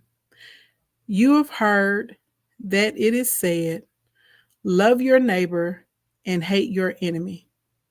But I tell you, love your enemies and pray for those who persecute you. Matthew 5:7. Blessed are the merciful, for they will be shown mercy. So if you need to exhibit the same grace on other people that you would want exhibited on you. Okay? Forgiveness does not justify someone else's bad actions. Baby, they're still trifling just because you forgive them. Okay. Forgiveness does not let them off the hook either. Just because you forgive someone or someone forgives you does not mean that you don't have to pay the consequences of your actions. Okay. Those consequences are still going to come. Okay. They're still going to come. All right. Forgiveness does not guarantee reconciliation or restoration. Just because, and I need y'all to hear this, because there are some of y'all, someone forgives you that you hurt them deeply. Maybe you were once really good friends. Maybe you were romantic partners, okay? And you cheated on them, or you lied to them, or you put them in a life-threatening situation. Just because they say, I forgive you, doesn't mean y'all are going to get back together. Because there's a framework for reconciliation. And there's nothing that says, listen to me clearly, there's nothing that says that when someone forgives you, that they have to allow you back in their life. And for those of you that are like, oh, I forgave them, so I'll let them back in. A lot of them people, you don't need to let them back in. We're about to go through the framework of that in step 4. Okay. Forgiveness is not a guarantee of reconciliation or that you guys are going to be together. Okay. That you're going to be back in fellowship. That is not what that means. Forgiveness is independent. Forgiveness is singular. Forgiveness is all about you, the person who is doing the forgiving. It is about you being free. It's about you not being bound by what happened in your past or who hurt you. That's what forgiveness is about. Okay. Forgiveness has nothing at all to do with the other person. Whether you get that apology or not, you still, for your sake, want to forgive. Okay. Whether they realize they were wrong or not, for your sake, you still want to forgive. Whether they try to atone for what they did to you, for your sake, you still forgive. Whether they take actions to make it right, you still forgive. You understand what I'm saying? And a lot of times people are like, well, if they do this, and I get it. I've been there before too, where someone has really hurt me, really disappointed me, has lied to me, deceived me, especially after I made a lot of accommodations for them. I changed my schedule, changed my life. I, put up these different things, did jump through all these hoops, all these things that they asked me to do, only for them to pull the rug from underneath me. You know what I'm saying? I get it. But I got to a point of tired of being stuck. Tired of being stuck, tired of being sick and tired. So forgiving them gave me the freedom to be able to move forward with my life and in my calling, and to not be replaying what happened over and over and over and over again. All right, y'all. Now, step 4 is a doozy. Okay. Step 4 is being open to reconciliation. Okay. Step 4 is being open to reconciliation, but there's a specific framework. Okay. There's a specific framework that we got to follow for this. All right. So we're going to go to Genesis chapter 50, and we're going to go verses 15 through 21. Okay. When Joseph's brother saw that their father was dead, they said, what if Joseph holds a grudge against us and pays us back for all the wrongs we did to him? First part of the framework, in order for there to be reconciliation or fellowship again, okay, they have to acknowledge that they're wrong. They have to repent. There has to be true repentance. Remember, forgiveness is independent. Forgiveness is singular. That's Us. We do that for ourselves. Reconciliation or fellowship, that's plural. That's we. Okay. So that's you and them.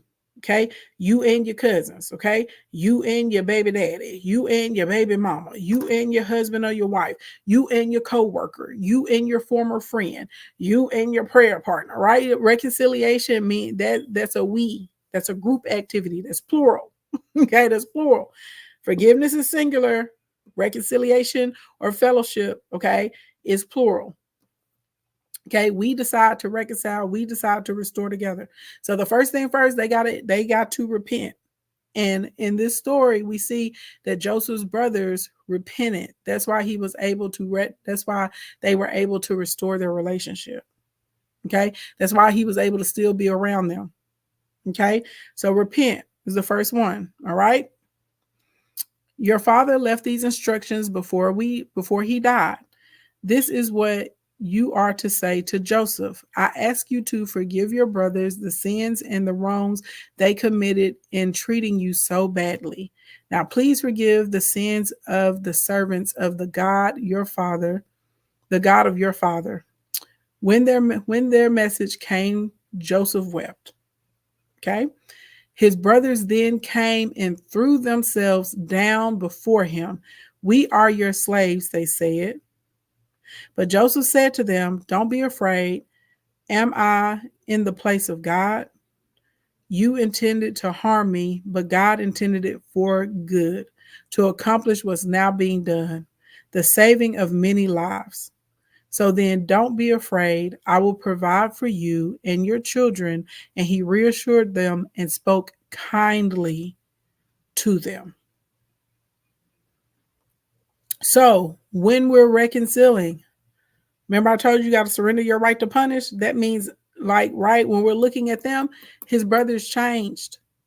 They changed and he changed. So there has to be some type of change. If you are considering reconciliation or restoring with this person, if they have not repented and you don't see any change in them and their actions and their behaviors, right, their speech, like true change, baby, you're not supposed to be reconciling with them. Okay. And I got more scriptures to back this up. Okay. There has to be a level of trust. Okay. There has to be a level of trust. They got to be able to trust that you're really going to let it go and you guys are going to be able to move forward. And you have to be able to trust in them that they really have shifted and changed their behaviors. If you can't trust them, no. Okay. There has to be a level of respect and honor for the relationship as well. So this is for any of you guys that need to ask for forgiveness of someone. A real apology is, I am wrong. I'm sorry. Will you forgive me? Not, I'm sorry if I made you feel this way. I'm sorry if this, it's not, I'm sorry if. That's like basically putting the blame on them, saying, well, you're just not emotionally stable to hear my words or to understand my actions or what I did. Okay. No, a real apology, you are able to acknowledge that you are wrong. So if these people cannot acknowledge that they're wrong, and you can't make them acknowledge that they're wrong, you can't reason with them to acknowledge that, you can't make them. Okay. If they're not willing to acknowledge that they are wrong, baby, you have no business reconciling with them. So this means if someone did something vile to you or to your children or to your, a family member, someone you love, you forgive them, but that doesn't mean that you get back in fellowship with them. Okay? If we got a Chester a Lester uncle, just because that's your uncle, you don't have to be around him. Y'all see what I'm saying? You don't have to do that. All right. So I want y'all to look at 2 Timothy chapter 2, 23 through 25. Okay. Don't have anything to do with food. And let me back it up. In Timothy and in Titus, God is basically looking at them like, what are y'all doing with these particular people? You have no business being around them. Okay. Not a non-business being around them at all. Okay. So 2 Timothy chapter 2, 23 through 25.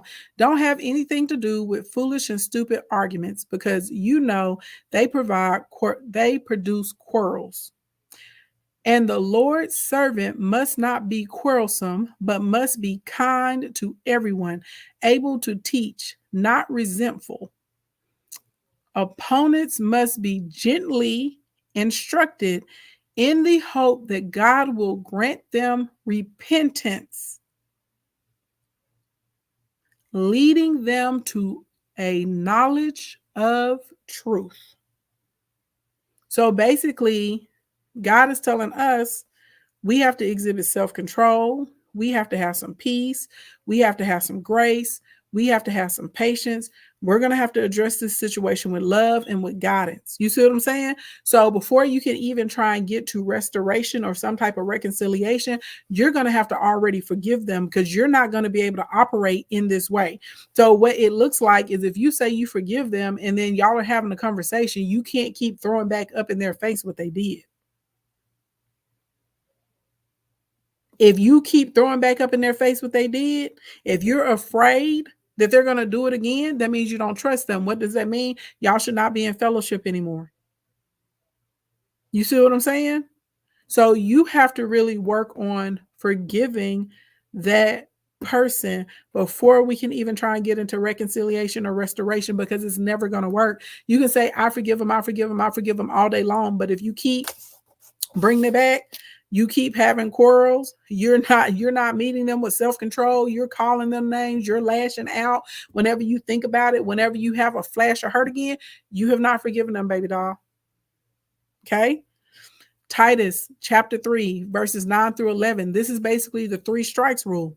But avoid foolish controversies and genealogies and arguments and quarrels about the law, because they are unprofitable.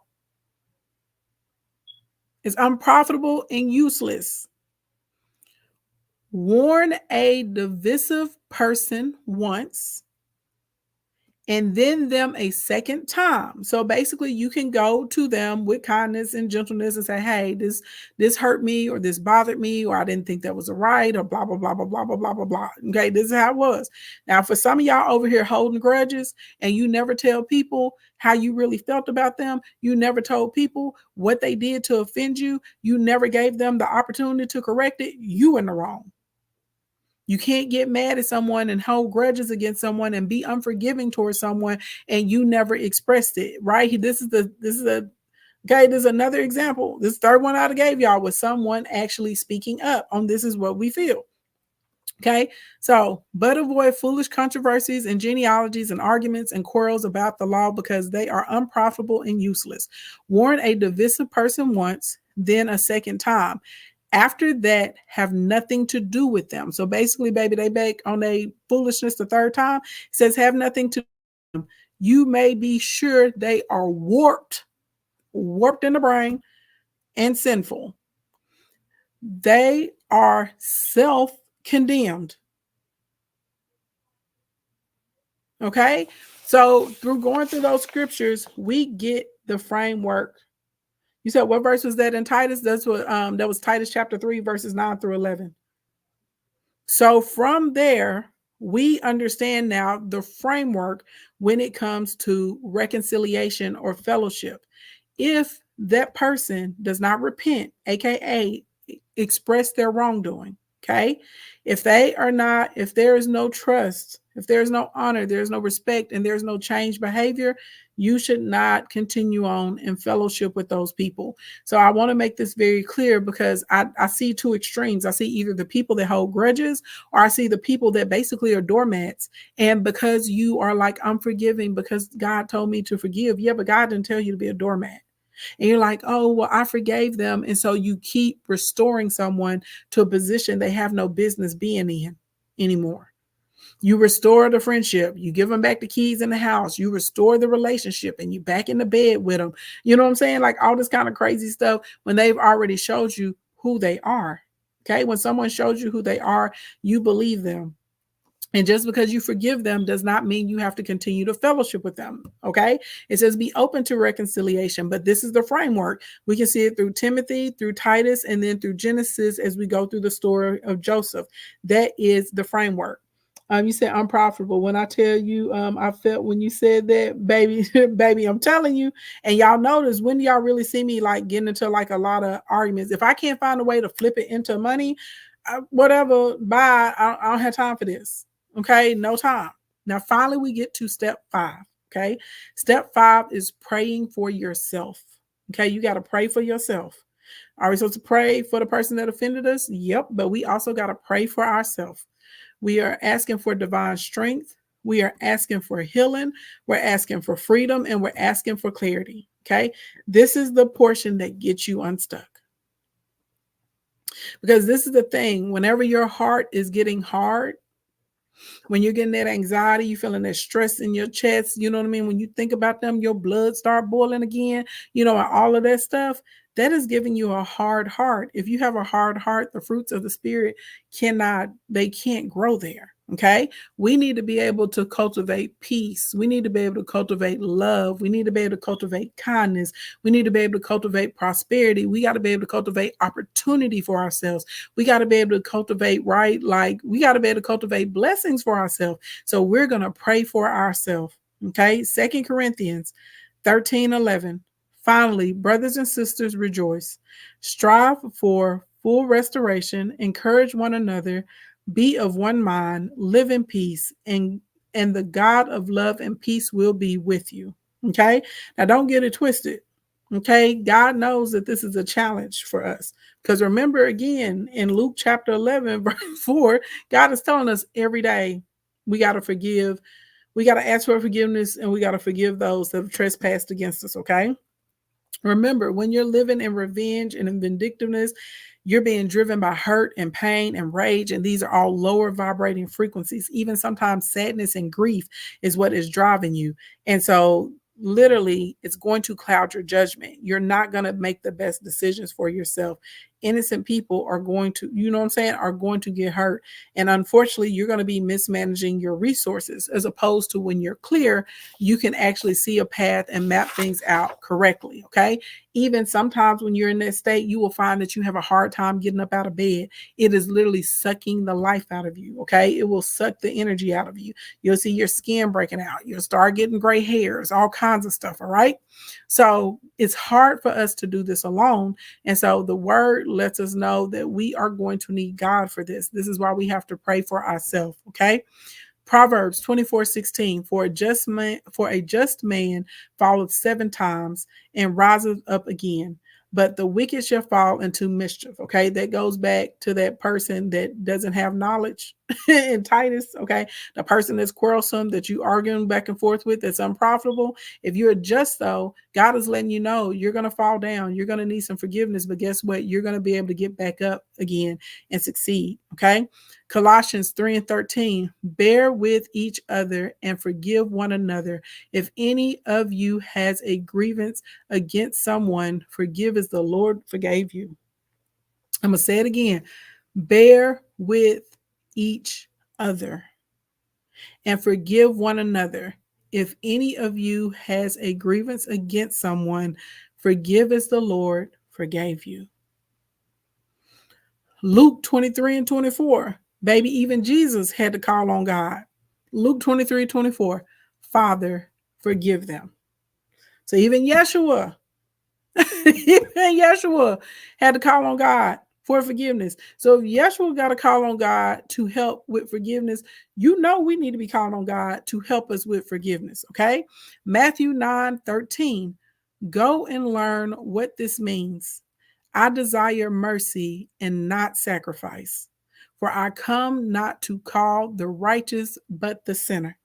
And ain't all of us sinners, okay? Yeshua came to call us the sinners, okay? To be able to forgive us and show mercy to us. And he's saying mercy, he wants mercy over sacrifice. So being merciful to one another, being merciful to ourselves. Some of y'all are struggling with forgiving yourself. Okay. And then finally, Matthew 19:26. Yeshua looked at them intently and said, humanly speaking, it is impossible. But with God, everything is possible. Okay. So literally, This is not something that we could do on our own. If we could do it on our own, we would have already did it. Okay. If we could do it on our own, it would not be okay an issue for us. And bada boom, bada bang, y'all, just like that. Those are your 5 steps to being able to forgive and a pathway to freedom. Okay. Number 1, you face it and feel it to forgive it. All right. Your step. Okay. That's step number 1. Step number 2. You surrender your right to punish. That was one that I really had to struggle with. But if you will surrender your right to punish, a lot of the arguments, a lot of the disagreements, a lot of the unhappiness that you're feeling, baby, I promise you will be able to let it go. Okay. Step number 3, pray for them. Step number 4, we go into reconciliation or fellowship. But remember, if there is no repentance, if there is no change, in behavior, if you don't trust them or they don't trust you, if there's no honor and no respect, you guys cannot be in fellowship. There's no reconciliation. Okay. Forgive them and let the thing go. And then finally, number 5, you pray for yourself. Okay. Bada boom, bada bang. That's all I got for y'all. If y'all feel like I did a good job, let me know. Let me know. Y'all know the drill. If y'all got any commentary or whatever, y'all know y'all can put up. Please help me meet my goal. Oh my gosh, it's so weird. And then, by the way, y'all don't forget, if you're trying to get into the manifestation challenge, I got 2 places. And we start tomorrow morning. We do a daily devotional, and we do a 9:30 a.m. Meditation as well together. So yeah, you said I did a great job. Thank you. Hey, Riri. Oh, yeah, I think I need to reset my sound because I just got the spinning dots on her. Hold on. Let's see. Tick, tock, tick, tickety, tock.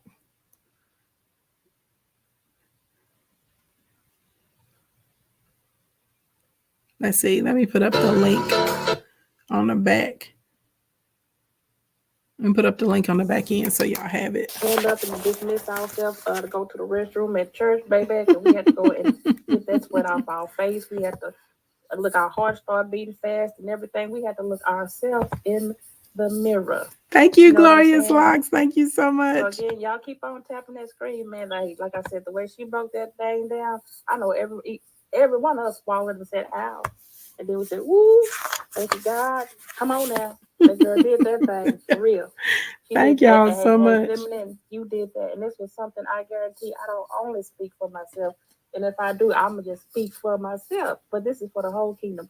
We needed to hear that today. Do you hear me? That was right on time. Thank you so much. Always letting God use you. You hear me? That's why your cup going to continue to overflow. Because you are obedient. And you do what he tells you to do every single time. I receive it. You said I broke it down better than your counselor. Oh, thank you. Hey, I'm a person. I need steps. I'm a nuts and bolts type of girl. So God understands this how my brain works. So he gets whenever I need to know something that I need steps. Okay, if you tell me what to do, I'll do it. And I'm good at figuring things out, but there's a lot of other people that thrive with being able to have steps. And my whole life, like everybody's like, you got to forgive, you got to forgive, you got to forgive. Thank you for my paper crane shine on. They're like, you got to forgive, you got to forgive, you got to forgive. And I'll be honest, no one had ever said like, this is how you forgive. And all the years I've been sitting in church, thank you, Shin Shin, and all the Bible studies and stuff. I honestly, no one has ever been like, okay, this is the framework for when you know what I mean, to reconcile or restore a relationship or when you need to let it go. And it's really important because it's going to keep a lot of people from getting taken advantage of. Because I meet so many people that are so forgiving, but unfortunately it puts them in positions where they end up being abused. You know what I'm saying? Hey, Rose Goddess. Hey, Mika. And you don't want to be in position being abused. God doesn't want you to be abused. You know what I mean? God doesn't want you to keep being hurt over and over and over and over again.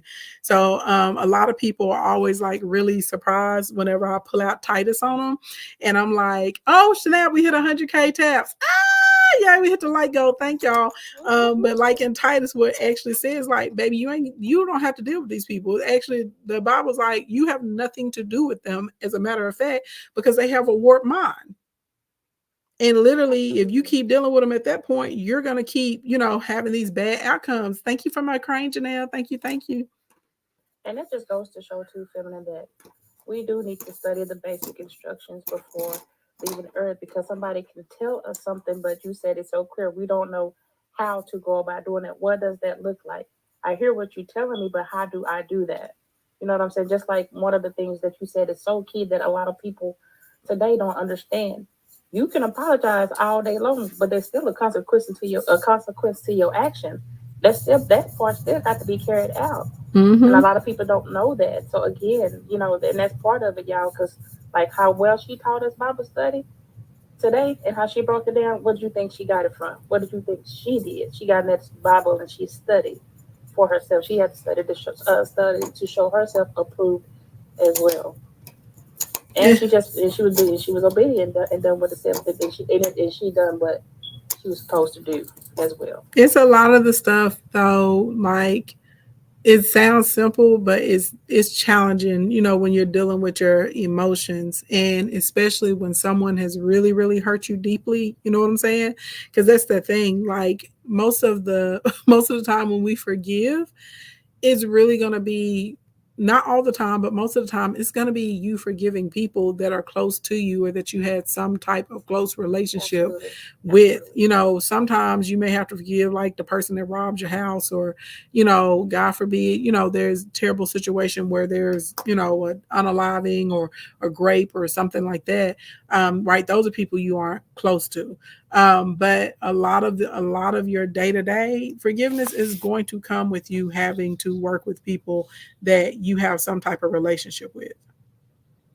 That's true. And then the second part of what you said too, I hope y'all caught that. 'Cause you were talking to me today. That's all right. Man, you can have this conversation. Y'all act like she wasn't talking to y'all. She was talking to me.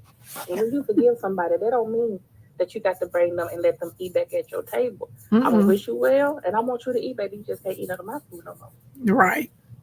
Hey, That's Felicia. all right. You talking to me, girl? That's all right. We gonna talk about it. They can act like you ain't talking to them. If it was for me, it was for me today. It was for me. This was for me all I day may long. I So may thank not be you. talking to them. I just want to be able to help somebody But you helping me. out whenever it came to forgiveness. Well, you give me confirmation. Let me tell you, because that's one thing I let everybody know. I am so not perfect, and I fall short every single day. All of us do. And at the same time, though, I'm not on deaf ears to hear um, counsel when it's needed to be heard, regardless. Especially, it's coming from a great place. Anything you say to me, if I take it personal and feel some type of way about it, that's on me. But it's not coming from a place of malice, this, that, and the other. So that I know. You know what I'm saying? So Mm-hmm. I like to receive that. That's what I said. I had to put my hand up and, go out the church doors for a minute and, calm down and come on back in. Because, when God is talking to you and he's, hey, you better get this and receive this, it's up to us to do with it whatever, after the fact. But you delivered the message like you were supposed to. So Hey, you said I thought I forgave someone, but the way you broke down, you realized you didn't. Well, a lot of times, a lot of us, it's easier to forget it than to forgive it. Just to be honest, and normally I tell people the sign that you haven't forgiven it, if when you still talk about it, you get emotional about it, you ain't forgave it yet. If it still hurts you, or it still upsets you, or agitates you, or you know what I mean, changes your mood or your disposition, baby, you have not forgiven it. And it takes time sometimes. Like when you're praying for yourself, and when you praying for them, baby, you may have to pray for them multiple times. You may have to pray for yourself multiple times. It's hard, you know what I'm saying, when someone hurts you, and it's even more challenging when they don't try and atone for it. It's even more challenging when you never hear "I'm sorry" from them. Right? That's even more challenging sometimes. yeah, cause we be quick to say that. Yeah, you sure is sorry to make. Hmm. But you know what? If you said something so key, and you gave me confirmation on something too. Someone had hurt me in the past, and I had talked to my pastor about it recently, and he was like, you know what? And because I didn't speak bad on them or anything like that, he said, daughter, you might as well get ready, because that individual is going to have to come back to you, and they're going to need you. And the way I cut my eyes at him, Ashley, I was like, sure. And I'm on them people, baby. You can be on fire if you do me, because I know how I am. But then, I was like, no. I can't be like that because if I say I'm a child of God and I'm gonna let Him use me, He gonna use this, if He gonna use me, I can't be like that. So Maybe that's I at have to number get, two. That's why I said I struggled with for a long time, yeah, relinquishing my right to punish. Like basically, absolutely. you deserve this, but I'm not gonna give you what you deserve. Yeah. So Yeah, that's that was I understand more and more what that killing with kindness means, even more. So you're right. absolutely. Hey Felicia, you're on mute, girl.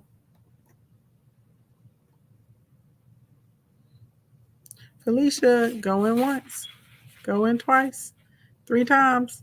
Try and request back up, girl. And don't forget y'all heart me for the day if y'all had not set y'all heart me.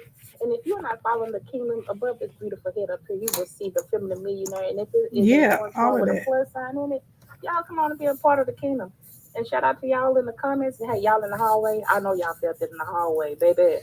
I know it looked like this room on fire for y'all in the hallway. Y'all come on in and be a part of this conversation. This was beautiful. This was for everybody who received it, You said, how even does y'all. this help with family that don't support you? What you mean? How does it help? It's like that's literally like the first example that I gave. Like, first of all, my big question to you is like, why do you feel entitled to your family's support? Ooh-wee. That's number one. That's the first question because technically they don't have to give you support. Technically, nobody has to do anything for you.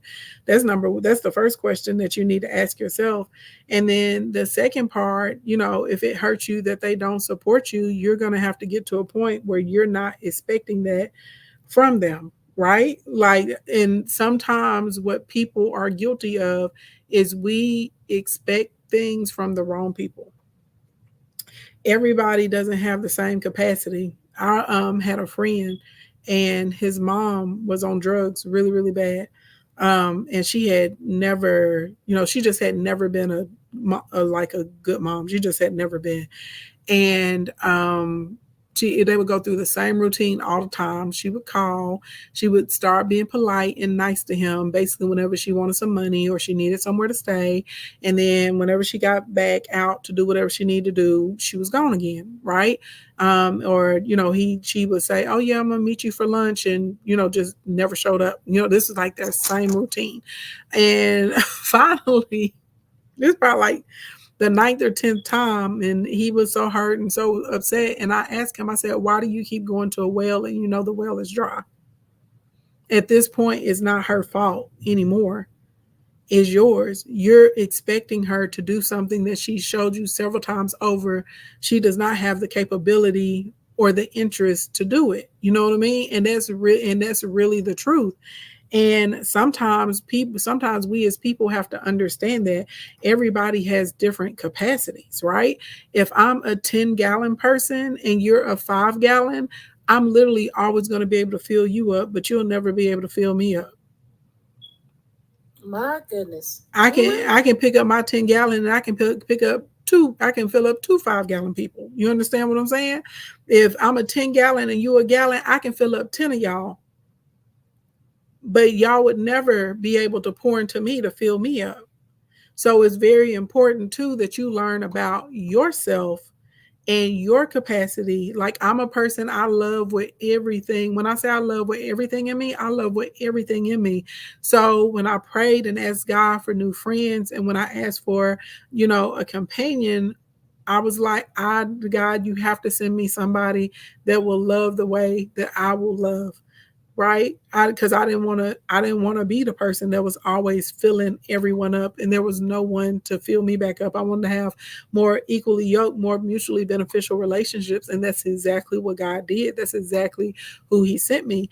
So the friends that I have, they go hard. You understand? I go hard, they go hard, we go hard. I'm never disappointed anymore. I never feel unloved or unsupported. I never feel used anymore. I never feel unloved or unthought about or unforgotten about. I never feel that way because I'm a 10-gallon bucket and I went and found other 10-gallon buckets. And when I'm in the presence of a 5-gallon or a 1-gallon or a 2-gallon, I can recognize that and I don't ask them to give me things that aren't in their capacity. And a lot of y'all are getting frustrated and you're getting hurt because you're trying to make someone be something that they're not. And you're asking people sometimes literally for things they do not have the tools to give to you.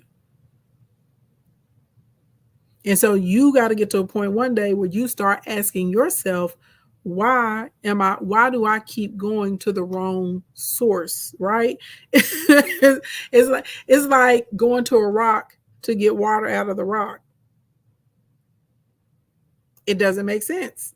Eventually you start asking, well, why do you keep going to the rock? Why are you not going to the well or to the river or to a lake or to a pond? Why do you keep going to that rock? So this is why I was saying sometimes when it comes to forgiveness, you also have to have a practice in forgiving yourself for your missteps, your miscommunications, your mistakes, the way you've mishandled your resources sometimes, how sometimes you've chosen the wrong person when it should have been someone else.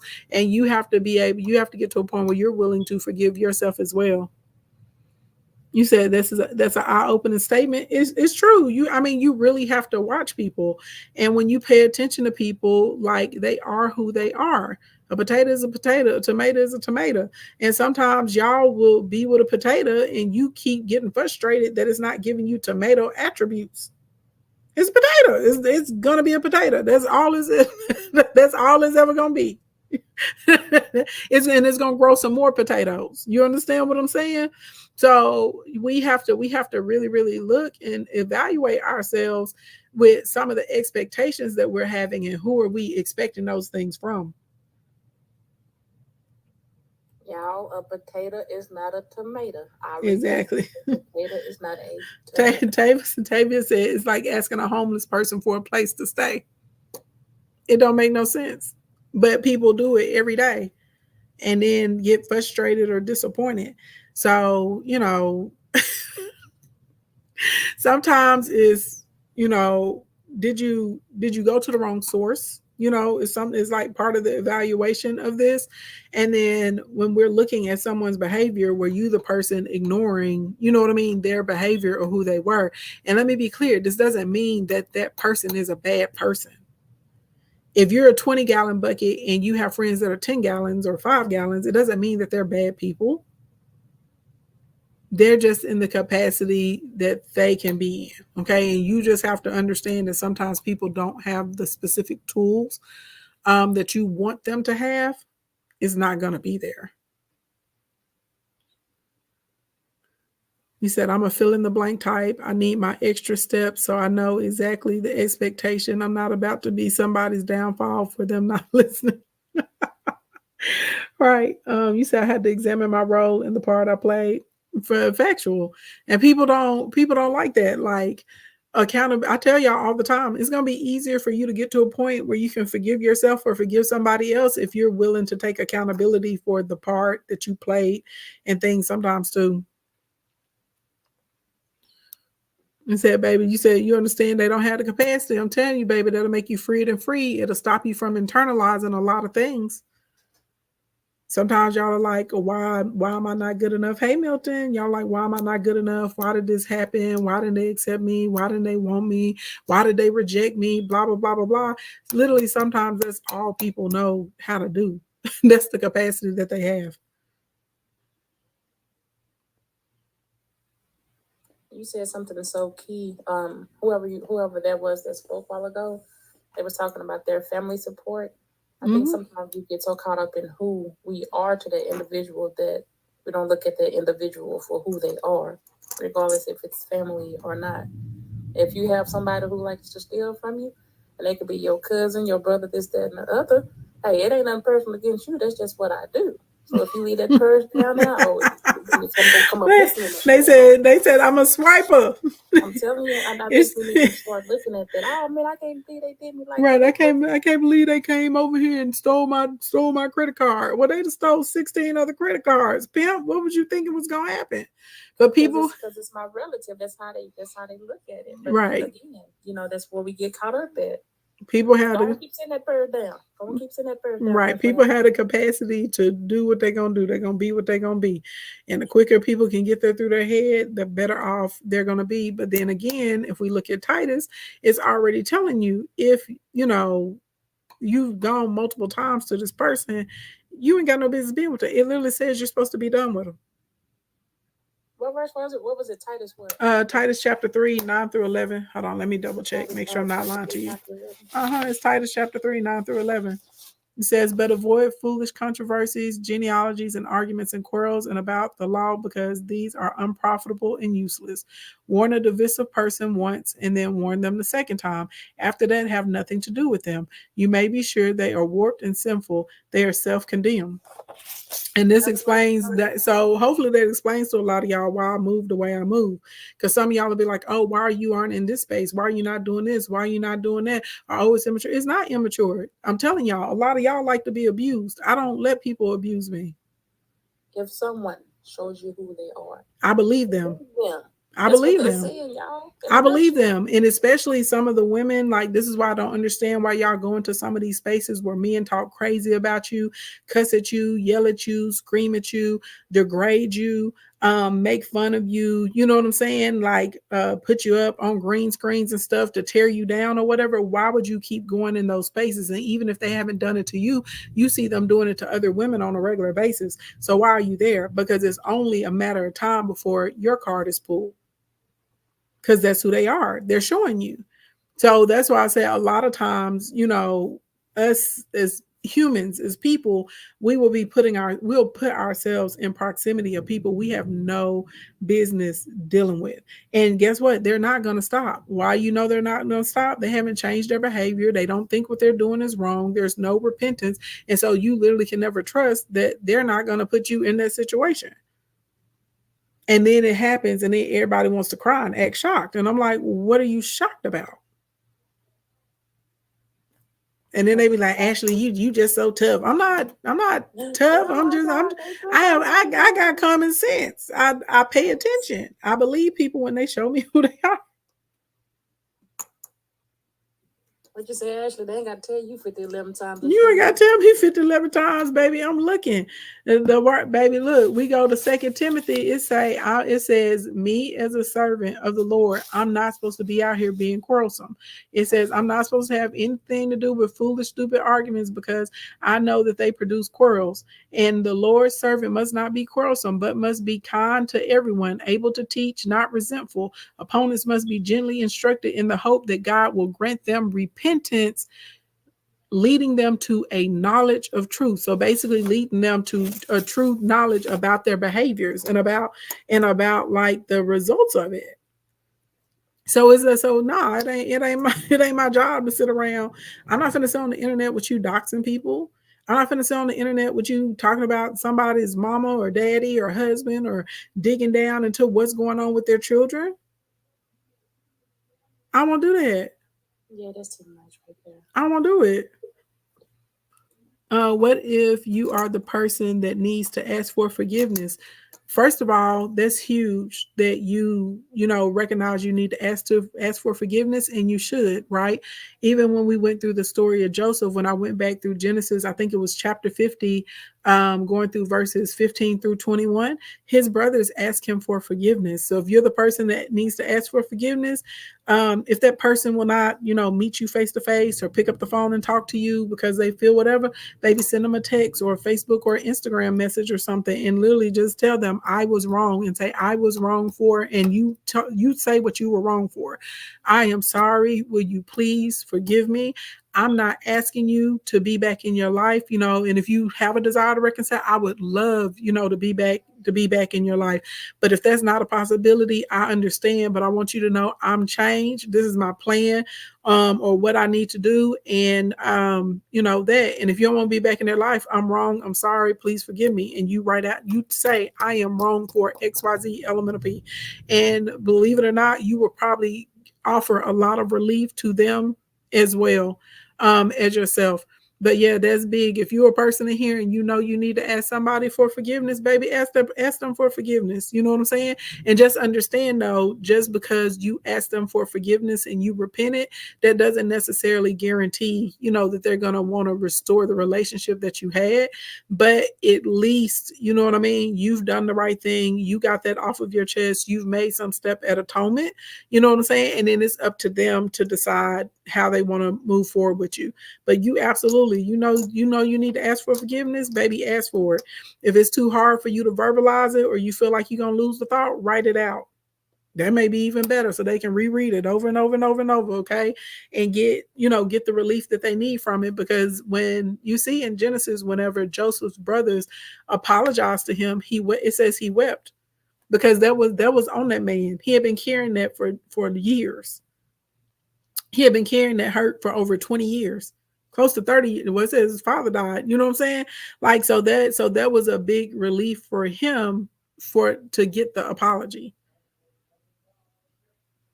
to get the acknowledgement.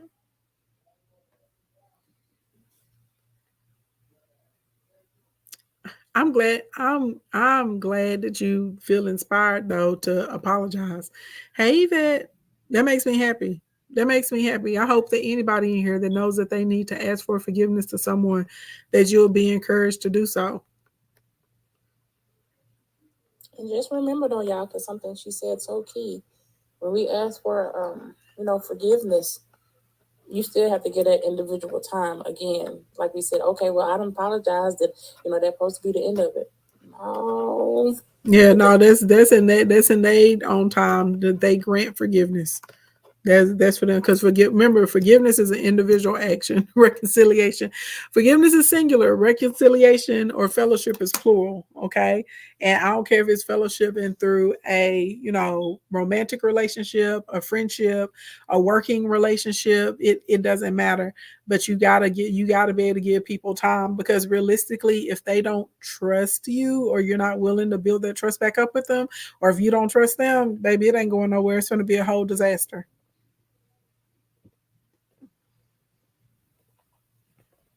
Am I doing this every Sunday? Nope.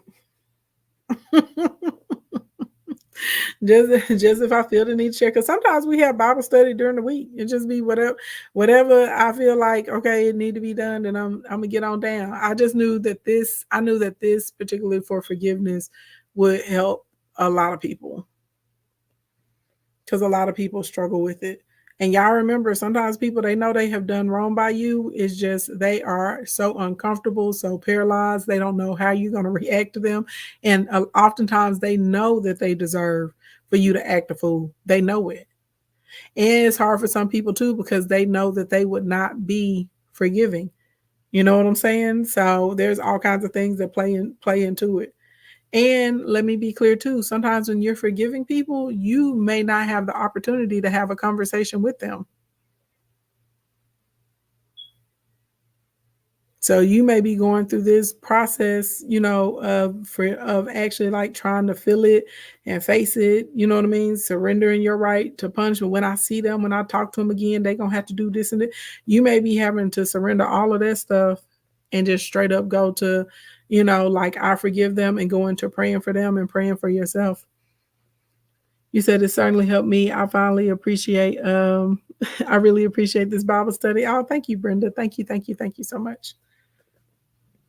Okay, y'all. Well, if we ain't got no more questions or no more commentary, I'm finna get on down, because it is storming outside, and I need to transfer 2 of my petunias to pots on my front porch. And I need them to get this rainwater. Ladies and gentlemen, boys and girls, I need them to get the rainwater. Y'all out there in the hallway, y'all could have been anywhere in the world, but y'all took the time out to come and hang out with us today, and we appreciate that. Shout out to the kingdom. Shout out to the kingdom. And I'm gonna try and come back and battle, because we do need to battle tonight. But it'll probably be late night, like after 9:00 when I come back on the battle. Okay. But yeah, baby, I gotta, the rainwater. So in case you guys don't know this, the water from your faucet has chlorine in it, right? And it stops the process of photosynthesis. That's why your plants always grow way, way, way, way better after a rain or after a storm, because the water that comes from the sky doesn't have the chlorine in it. So that way the plants can get out here and they can photosynthesize the way they're supposed to. Okay. Okay. You got my inbox message. Are you sure it's for me? Anyway, y'all, good morning, good evening, good afternoon, wherever you are on the planet Earth. Thank you so much for coming to hang out with me. If it's morning time or daytime where you are, have a productive and a prosperous day. If it's evening time, get yourself a good night's rest. I'll see you guys later. And thank you to the best mod, okay, in these TikTok streets. Ria. Thank you, love. I appreciate you so much as always, okay? Happy forgiveness for Anytime. everyone. And you guys don't forget, if you want to join my manifestation challenge, we actually start tomorrow morning. So if you're trying to sign up, do that tonight so we can get you the link to the group. You also need the phone number and the pin so you can call in for devotionals and for morning meditation. And you need the Zoom codes because we meet on Wednesdays and Saturdays, okay? And we got to make sure you get the workbook, okay? We got work to do. Bye, you guys. Bye, everybody.